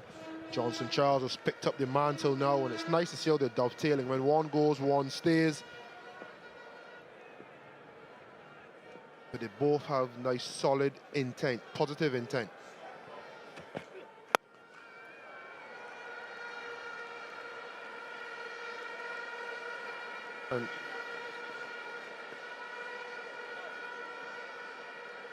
And South Africa has received their first warning for the stop clock between overs. Back to Johnson Charles, I think 150 partnership up and only 19 deliveries. Charles with the bulk of the scoring, 40 off 12. Just having a conversation with him about his couple lean games. It was so pleasing to hear that he backed his intent. Manipulation of the field. That's what this innings has been. Brilliant.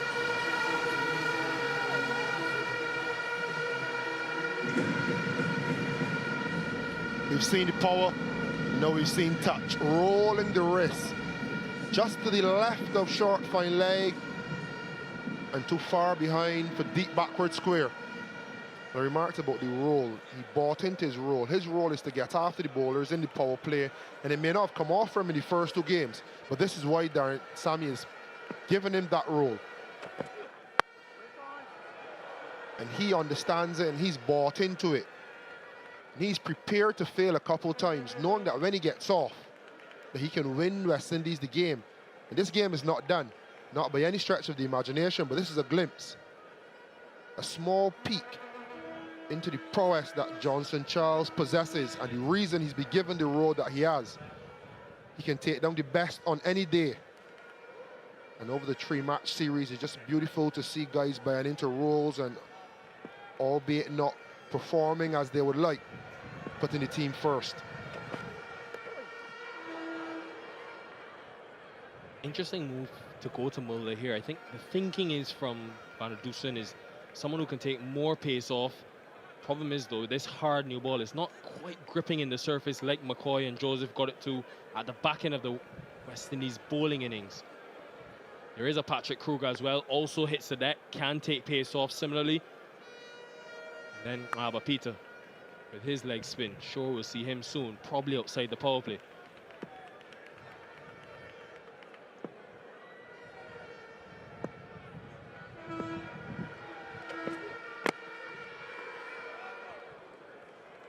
Good comeback this. 3 dots. Great comeback. Stifled the flow. That doesn't look too good. Kingston caught grimacing.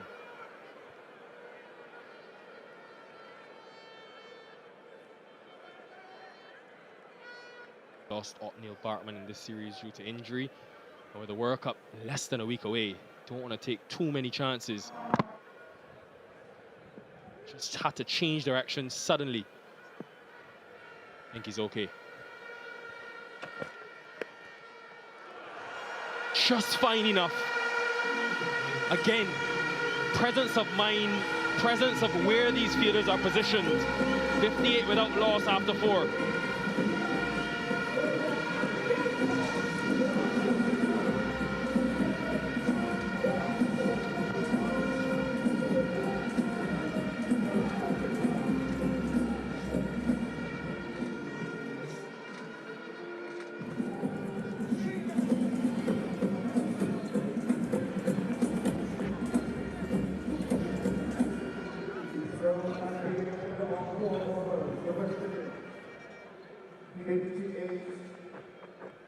Way ahead. It was a slow start for the South Africans. Credit to some good spin bowling, especially from Akil Hussain in that power play.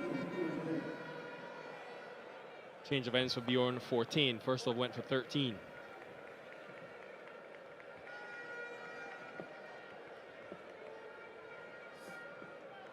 Long on, deep mid-wicket. Brandon King wants a piece of the fun. If you park there, watch out.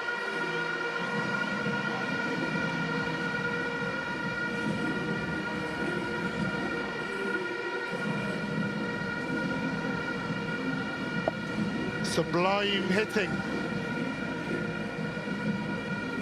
of the ball and the cars in the car park. That's taken him, as we speak, to the leading run scorer in the series thus far.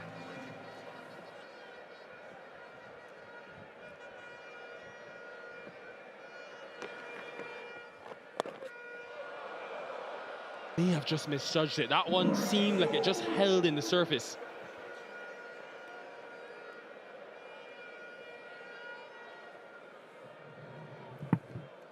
Little puff of dust. Deceiving Brandon King off the wicket.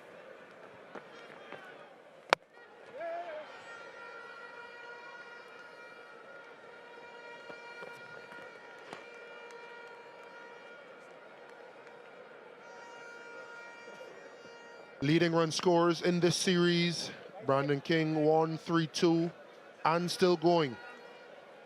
Reza Hendricks, he will play no further part. Roston Chase missing out today.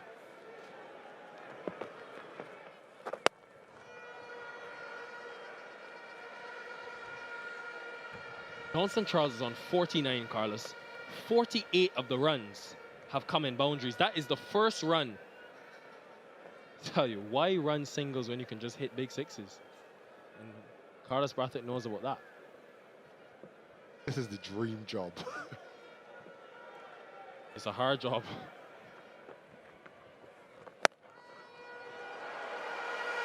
So classy.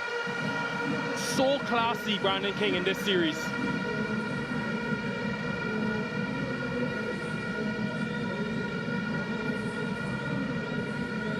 Once again, reacting really well. No premeditation. Just waiting very, very long and picking the gap. Precision. We saw it early in the over. The ability to react with bat in hand and not premeditate. It was down the leg, so he slapped it for 6. And last ball, he rocked back and cut it for 4.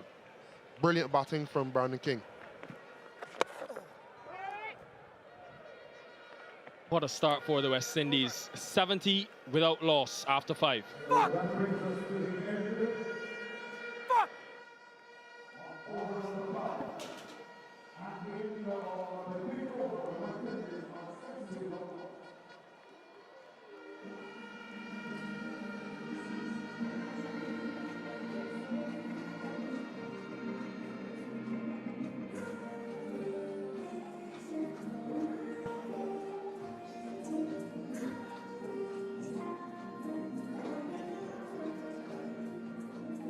This has been blistering stuff from the West Indians.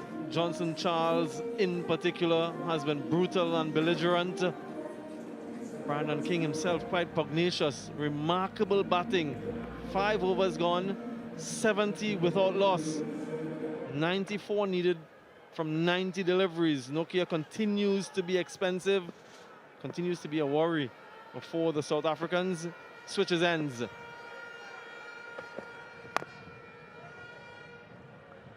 Mike Hazeman alongside me. Mike, it seems as though the West Indians are batting on a completely different surface. Yeah, but listen, don't get ahead of yourself, please, Samuel. I mean, yesterday South Africa got 100 with 8 overs. So, I mean, that was a far more impressive performance. Yes, they did lose. I mean, that's perhaps part of the bigger picture as well. But, no, they've been brilliant. They really have been brilliant. I've been so impressed with Brandon King in particular. And nicely, Johnson Charles scored some runs. I mean, I think of those 22 runs we scored in that 3rd over, himself, how dynamic he is. Well fielded, but they will still go for 4. Brings up a much-needed half-century for Johnson Charles. He's been struggling of late and desperate for runs. And what a way to get to that half-century. And you can see the genuine joy from his teammates. Remarkable batting. And that tells a story when your teammates get so excited for you. They realise the struggles he's been through. And when you're a player like Johnson Charles, you can play these sort of shots. I mean, what was that speed? 140, okay, well, that was rat power for Nokia. But, I mean, he is a breathtaking batsman. And you have a situation in the shorter form, and he scores boundaries like this. We're still in the power play, and he's just pounding all over the place. He doesn't have to bat much longer for this to be a one-sided game from here. 145 clicks. Cross to the leg side and drilled straight down the ground. 4 6s and 8 4s in this knock so far. Prior to this game, Mike, the last 10 innings from Johnson Charles, his average of 12, a strike rate of 120, 6 single-digit scores. Flayed away through the offside. He's showing his full range, his full repertoire. This is brilliant batting. Strike rate of 277 now from Johnson Charles. Just quietly, he's got 61. The partnership 82 off 34. This is absolutely spectacular from Charles. He's a wonderful, wonderful cricketer when he's playing like this. You know, this King Charles partnership is really royalty out in the middle. Oh, I see what you did there. Been saving that up, haven't you?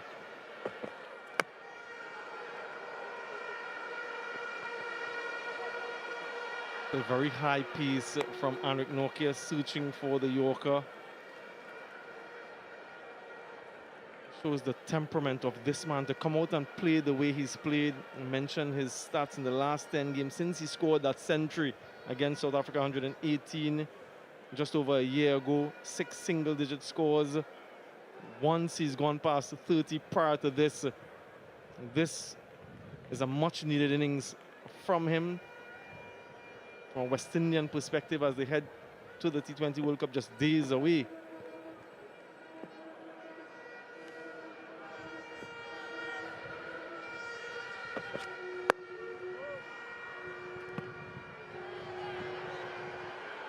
Immediately apologizes. Good sportsmanship from Anrik Nokia. A red dot delivery. 6 overs gone. The end of the power play. A very healthy and exciting start from the West Indies. 83 without loss. It's been high octane stuff so far from the West Indians. 21 for Brandon King, but Johnson Charles explosive 62 from 23 deliveries. And with this sort of foundation, just expect that it will be a series sweep for the West Indies. Nokia 13s, that's been what he's been going for in the IPL as well. 14, 25 from 2. Confirmation that we're into the middle phase of the innings. Peter. Yeah, not bad. Alaba, Yonzi Peter into the attack now. He was superb yesterday. 2 wickets on debut. Economy rate of just 8. And his best numbers, of course. And he'd love to double up again today. He's got lots of talent, this 21-year-old. 3 fielders in the deep leg side. Backward square, mid-wicket, long on. Johnson Charles will be targeting that area. Starts with a wide. Got a wicket in his first over, the wicket of Brandon King. That's amazing. Going at nearly 14 runs the over so far at the moment in the third T20. 83 for none versus 45 for 2 in this one, the power play.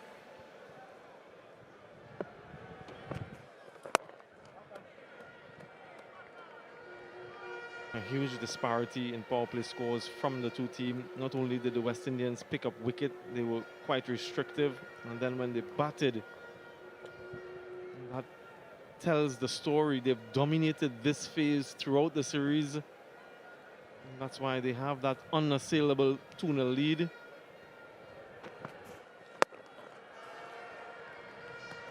Nicely bowled. He's not prepared to, he's not scared of giving the ball a bit of flight as well. Carver Peter generally bowls with a pretty fast pace, somewhere around about the low 90s. That's generally the story. He's got that wrong, and he's working on a couple other deliveries as well. Has some various grips that he bowls his leg spinner with. That's gone. That's disappeared. That's monstrous from Johnson Charles, who just continues to plunder this South African bowling attack. Now that's a massive hit. That is huge from Charles. That's right out of the screws. Bang. And he's watching that white ball fly. It's a beauty. Yeah, you just gotta love Johnson Charles and the way he plays his cricket. You know exactly what you're going to get from him, that aggression. Short and taken. Just as he did in the second game on debut, after being struck for a 6, picked up a wicket with the very next delivery. And was also in the 4th delivery he bowled, same as now. Wide the first ball, then the 4th ball, picks up the wicket. So he's got another scalp after the 6. Again, Russie goes to him straight away. But it's the end of a wonderful knock. Terrific, sparkling stuff from Johnson's Charles. That's just dynamic. 69 off 26. What a start. 92 for 1.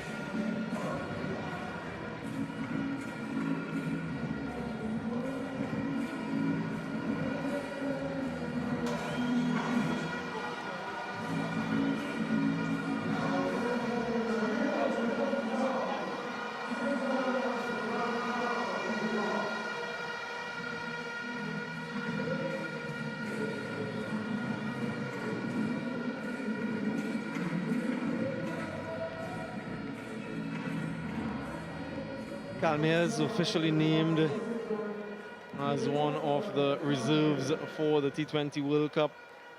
Comes in on the back of a very healthy platform lead. Just look at the coach and Shamar Joseph, the genuine and sincere appreciation for his efforts. In all likelihood, he would just have set up the game. Mears scored a 32 from 16 in that second T20I, but this was the man who dismissed him, hitting into the wind. Off the mark straight away. Quite extraordinary, this onslaught from Johnson Charles. A little bit of a long hop, couldn't quite get underneath it enough and just hold out to Bretsky, who's got good hands. was a little nod actually from Peter when he hit that 6 towards Johnson Charles. That was a nod of appreciation. Then he picked him up the very next ball.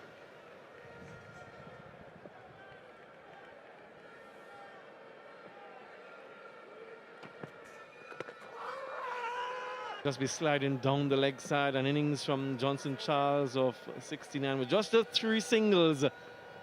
7 overs gone, 93 for 1. South Africa won the toss earlier this afternoon, decided to take full strike, 163 for 7. Rassie van der Dussen. Well, a recovery after they were 50 for 4 to get them to that score. And West Indies in reply. Very explosive start, 93 for 1. 7 overs. De Kruger, the man on debut, in for his first bowl in T20Is. See what Patrick Kruger has got. He's got a habit of picking up wickets. That's what I saw him do in the SA20 when he bowled. Comes into the attack at crucial times often. It's not easy to bowl in these sort of situations when obviously there's a lot of runs on the board at the start. And the only way South Africa can stay in this game right now is picking up a cluster of wickets. In the series, it'll be historic for the West Indies if they win this series 3-zip. Be the first time they've done that against South Africa. Freddie Kruger's got that knack of picking up sticks. Yeah, that fielder was positioned there. The ball didn't go too far to his left, but it was hit with such ferocity that it still went for 4. That is Brandon King at his very best. Great power, great timing. He's hitting the ball so sweaty at the moment, Brandon King. He was prepared to take a back seat. While Charles was flying, he might just take the lead a bit now, though Mayers might want to join him also.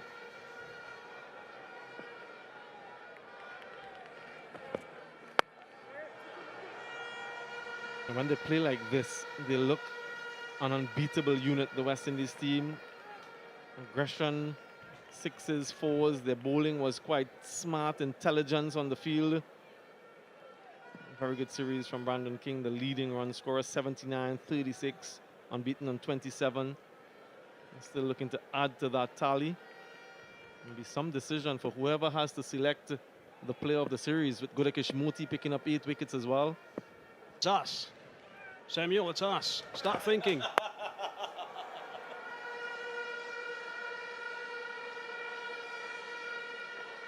Also want to say many congratulations to the West Indians in the IPL team, Kolkata Knight Riders, who emerged victorious today. Andrew Russell, Sunil Narayan, Shurfin Rutherford.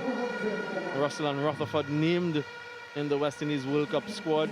Also the birthday of Sunil Narayan, so a celebratory day for him and for his teammates. Well done.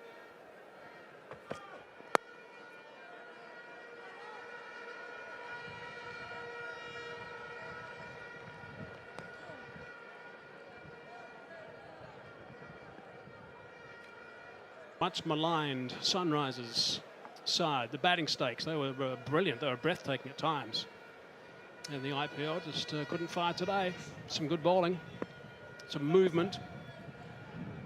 Wickets early. A couple of South Africans not for the first time on the losing team today. Steady. 8 runs coming from his first over in T20Is, 101 for 1.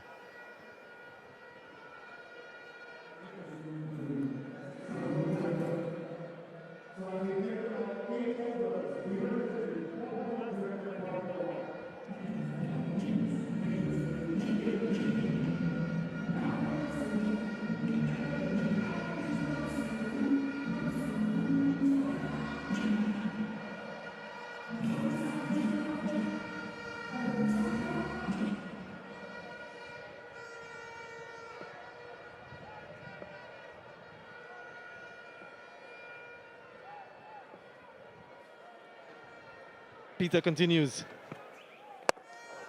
Down the ground, all the way for 6. And that's what he was trying to do yesterday. Latches on to this one. greets him first delivery in this over with the maximum. And just look at the effortless way he does this. He's such a wonderful striker of the ball. There's no overhitting. Total control. Straight down the ground. 72 yards to the boundary. That's probably gone 82 meters, I should say. It's probably gone 82 meters in the end. It's a different Brandon King we've seen in this series with his strike rate, his controlled aggression. Usually takes his time and then gets a groove on. But he's gone from virtually ball one throughout the series. I'd much rather see him playing like this, 35 from 20, along with Johnson Charles. They can replicate this type of form in the T20 World Cup. It'll be a force to reckon with. Yep. And there's a real challenge right now for Peter. He's got to try and keep these two guys quiet, which is really tough. These are two wonderful strikers of the ball. Let's concentrate a little bit on what he's going to try and do, the youngster.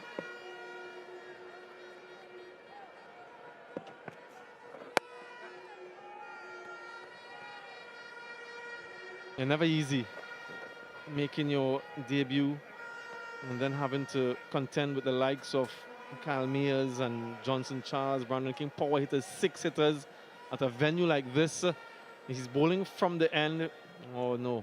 No. That's what he can ill afford. As a spinner, you don't want to do that. That's cardinal. A free hit for Brandon King. He doesn't necessarily need one to take the bowling on, but this is a gift. Being quite hospitable, Peter. Can change the field. Has done just a little bit. Will he capitalize? Yes, he does. Reached for it, Brandon King, and still gets it close enough to the middle of the bat for another 6. It was a free hit, and he reaped the benefits. Yeah, it wasn't right out of the screws, this one, but it was very well struck. Big reach forward with that front dog and hit it fairly flat in the end. Good power. They're very familiar with the conditions here, and he'll know that he'll be hitting with the wind. Know the pitch quite well. First series as captain for the West Indies team in front of his home fans. Spoken in an interview in the lead into this series about playing in Jamaica. Not often have they gotten to play at home in the past, but he's made every use of this opportunity.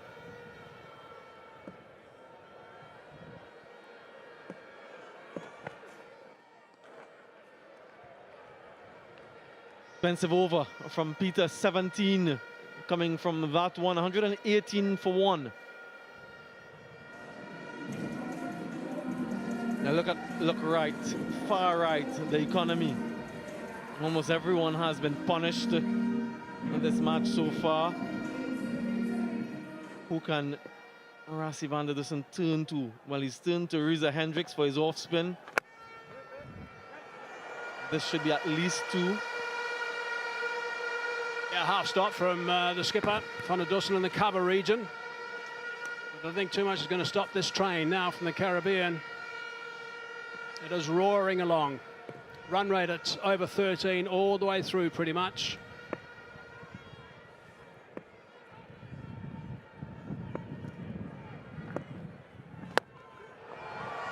What a shot.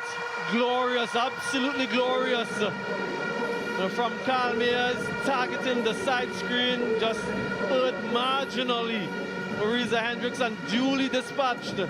I don't know how many times I can say it's just a wonderfully controlled strike from a Caribbean batsman. Just beautifully hit down the ground for 6. It wasn't that high either, it was fairly flat. He's so strong, Mayers.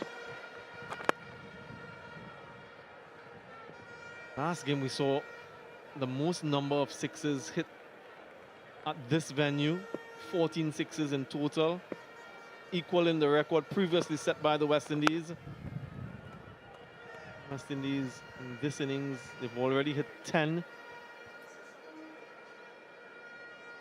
just doing it so easily as well. It's one of the great things about the players in the Caribbean. They're power hitters. When they're on form and the track's suiting them, the bowler's suiting them, they just launch and they hit the ball a long, long way. They've always been able to do that.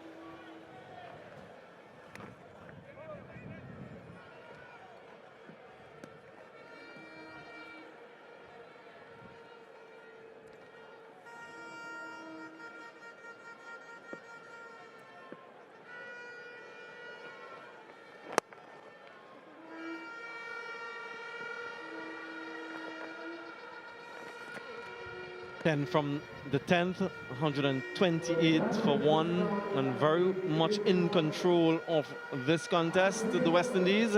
It's time for the Blue Waters drinks break.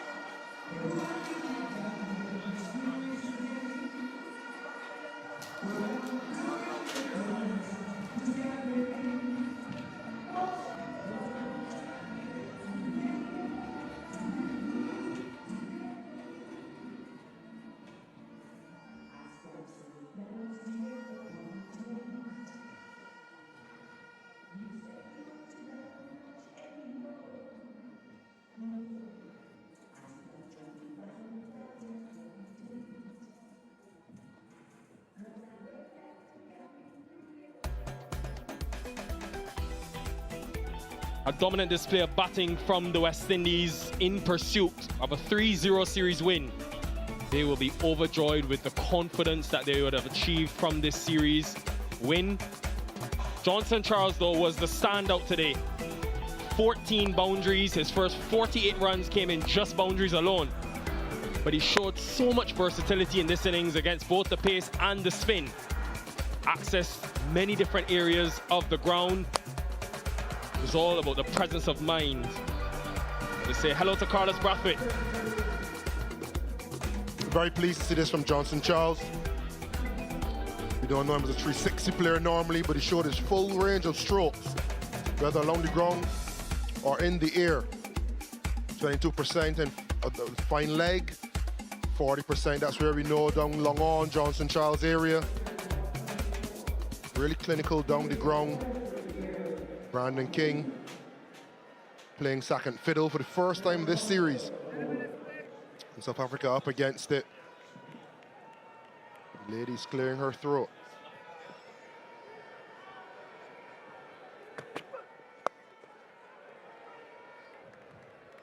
Six sixes away the West Indies. I say that because an astonishing stat.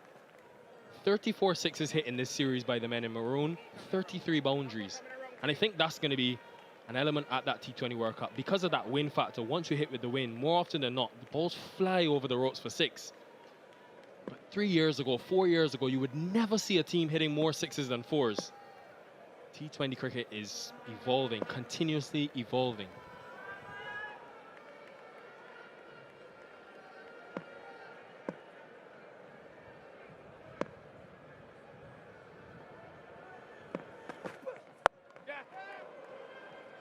Pacey short delivery. Carlos, why were you smiling when I said the stat about the sixes? I think there's no secret that West Indians hit the more sixes wherever we play in the world, and I think the conditions aid that. You have to be prepared to hit sixes. It's as simple as that. And I think where West Indies has fell down in the past and where they've made amends now is when they haven't been hitting sixes, they've been rotating the strike. They've hit boundaries, they've hit twos, they've been very smart. they've also found innovative ways to hit sixes. So it hasn't always been the traditional swing across the line or straight back over the bowler's head. We've seen players walking away and giving themselves room and cutting the ball for six. On about 3 occasions we saw that, one from King, one from Charles, one from Chase. We've also seen players coming inside the line and using the high pace of the South African bowlers and they're saying pull shots over fine leg for six. So we know what West Indians can do, but they're adding to their game. And for me, that's been the most impressive thing. Not losing the culture and the tradition of West Indies power hitting and six hitting, but being aware and skillful and adept enough to add on to the game. And with Rodman Powell to come, Sherfane Rutherford, Shimron Hetmyer, and Andre Russell. Those are 4 players that will make any middle order in the world. Will be dismissed. And it's been good change of pace from Gerald Coetzee in this over. Good comeback. He went for over 20 runs per over in his first spell, but very good.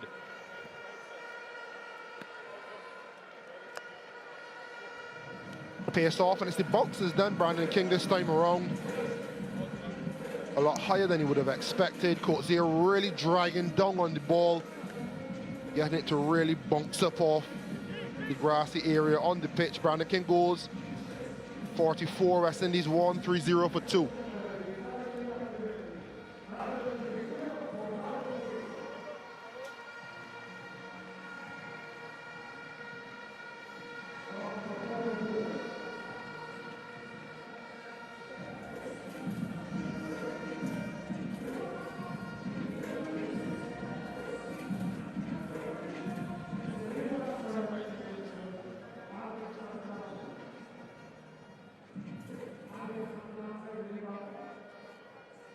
$25 Alec Athanaze, a big day for him.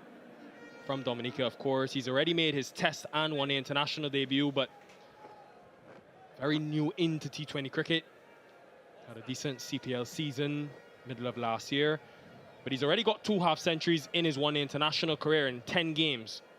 Showed a lot of promise so far. Huge opportunity to get these winning runs and finish unbeaten. 2 left-handers at the crease. What a ball to get first up. Very good from Coetzee. 2 runs and a wicket. 130 for 2. Good comeback from Coetzee, Carlos. Yeah, commitment to hitting length, mid-on and mid-off are up. You see that cross seam trying to not give anything away. But then on the last second, just rolling his fingers down the side of the seam. So Brandon King will be seeing cross seam and not sure if it'll come down at 148 or 125 as it did. And because he rolled his fingers down the side of the seam as well, it allowed the ball to bounce a little bit more, and the bounce did for Brandon King on that occasion. Maybe a little too late.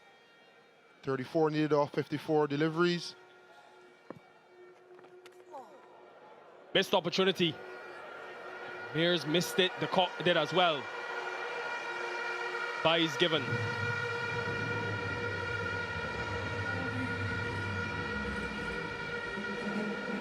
This has been a feature of the West Indies batting to spin in this series. Propensity to use the feet more often than not. We're accustomed to seeing West Indian players slog sweeping and hitting straight, but using the feet and accessing over the ball has been fantastic so far. Put down. Never easy, those return catches, especially when it's Kyle Mears who's striking it. Hits it so cleanly. That would have taken some catching.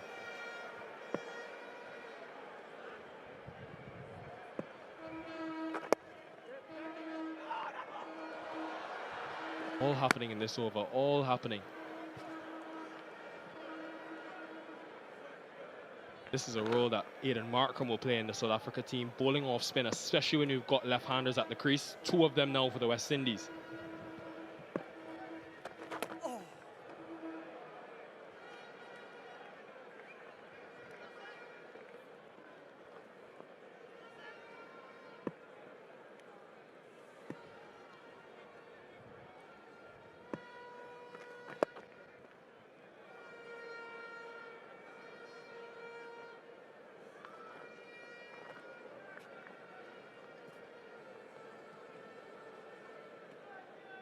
Good set, good feet from Mirza Hendricks.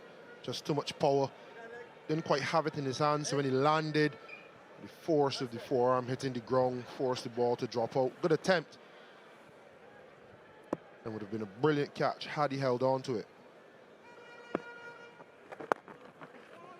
Almost set up for a reverse there. Atheniz plays a lot of those reverse and conventional sweeps.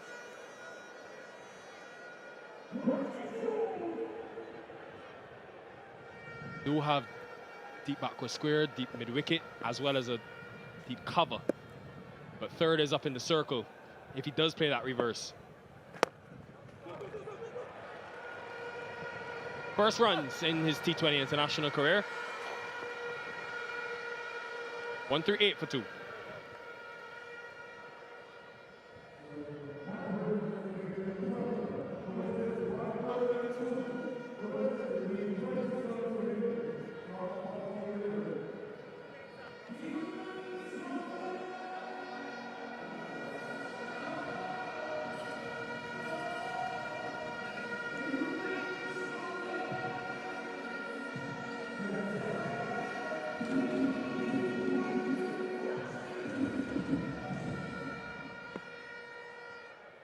Mears has been in the runs in this series. Touch slower today, but just 3 runs and over required. So doing the right thing, playing it safe, steering the West Indies home. Kutsia starts with a wide, and they'll get another run.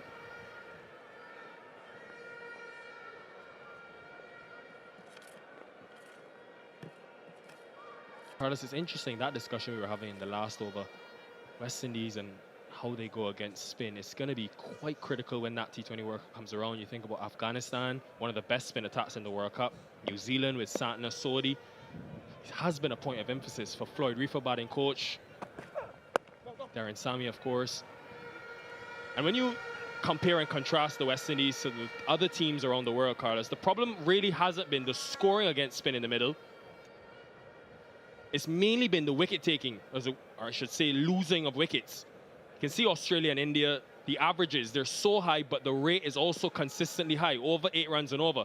While the West Indies have been there, that average, as well as South Africa's, are well below where those two teams are. But context, pitches that they play on, get back to it. Nasty short delivery. The pitches that they play on, as you would know, Carlos, in Australia and India are much better and much less spin friendly. So they're aiming high, the West Indies, trying to navigate that. It's not going to be easy, but they've made up their mind that if they can score 8 runs and over, as well as not lose wickets, they will beat the better teams in the world more often than not. And that's why Roston Chase and Shea Hope are so important.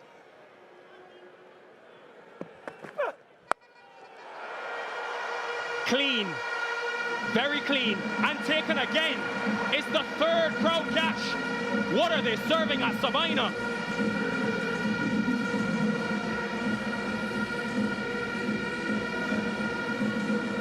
Mears magic. We spoke about this win factor.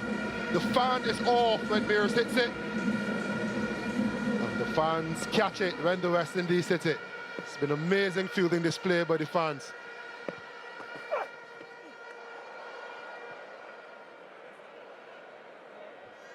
I love this battle. Kutsia and Mears. Mears won't back down. And Quinton de Kock, he struggled with that back injury when he changed position. I think it was Anrik Norkia bowling early in the innings. This is not a good sign for South African fans. And he stretched up. We saw him with the wide early in the over, ball bouncing, and he's not moving well.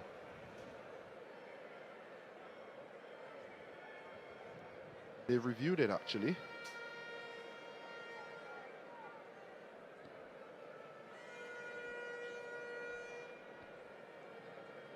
Okay. An ultra edge. Front on coming up. Appears to be a gap between bat and ball. Can we have ultra edge, please? Ultra edge coming up. Flat line, gap between bat and ball. Satisfied, no bat involved. We go back to Leslie on field, or Leslie, could you stay with your original decision of not out? Miles away from the bat. Hope more than anything. But could see a 1-5-1 that last delivery. This is a good battle. Could see a V Mears.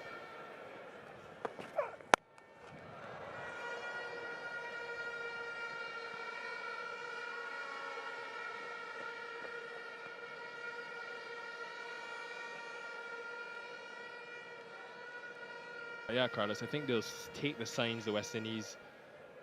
Rotation in the middle, the prominence of King and Charles, and then they'll welcome a Russell. We saw Shepherd yesterday hit a few. They're trending in the right direction, this team. Big question is the bowling. Can they get it right? Less than a week away, folks. Can't wait.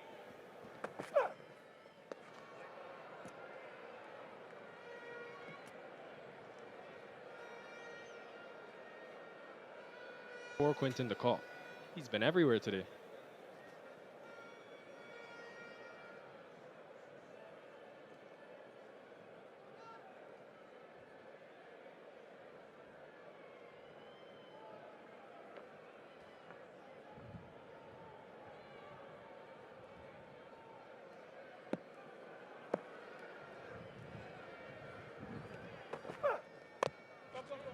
A good slower delivery, good variation of pace. 150 for 2.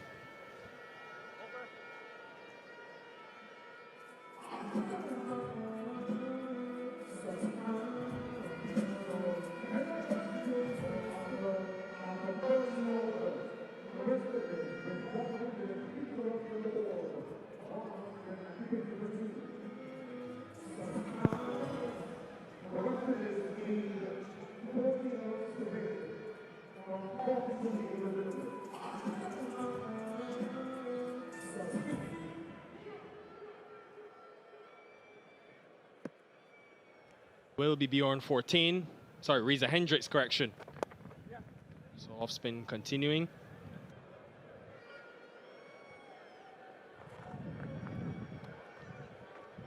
Carlos, with that T20 World Cup, I want to talk to the West Indian fans, both here in the stadium and those watching at home. They'll be watching. They love their cricket in this region. Exquisite. But he has so much power, Kyle Mears, that it goes all the way for 6. This is going to be done in a hurry.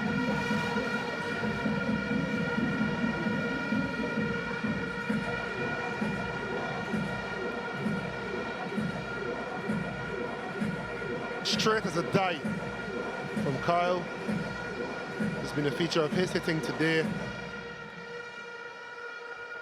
He's hitting straight toward the sight screen. Full bat face.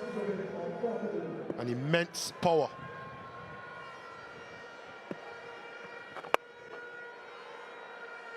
I just hope, Carlos, that the fans in the Caribbean don't underestimate their importance at this T20 World Cup. We've talked so much about the performances on the field, but the fans in the Caribbean have a role to play. At every venue that the West Indies go to in this tournament, you will know more than many what that difference it can make when you have that support behind you. And the fans at Sabina Park have been brilliant in this series.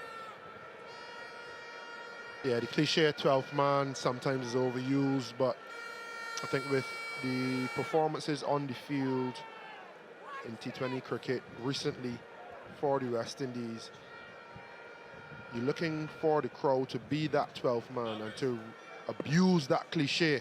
I think the fans can get this team over the line, especially with ball in hand, get them through tough periods. But more often than not, the skill on the field will bring the energy from the fans off it. That will be it. It's victory for the West Indies, who take the series 3-0. The batting has been dominant. And they have dominated the South Africans. It's the first time that they've won 3-0 against South Africa in a T20 International Series. And what confidence this will be going into a very important home T20 World Cup.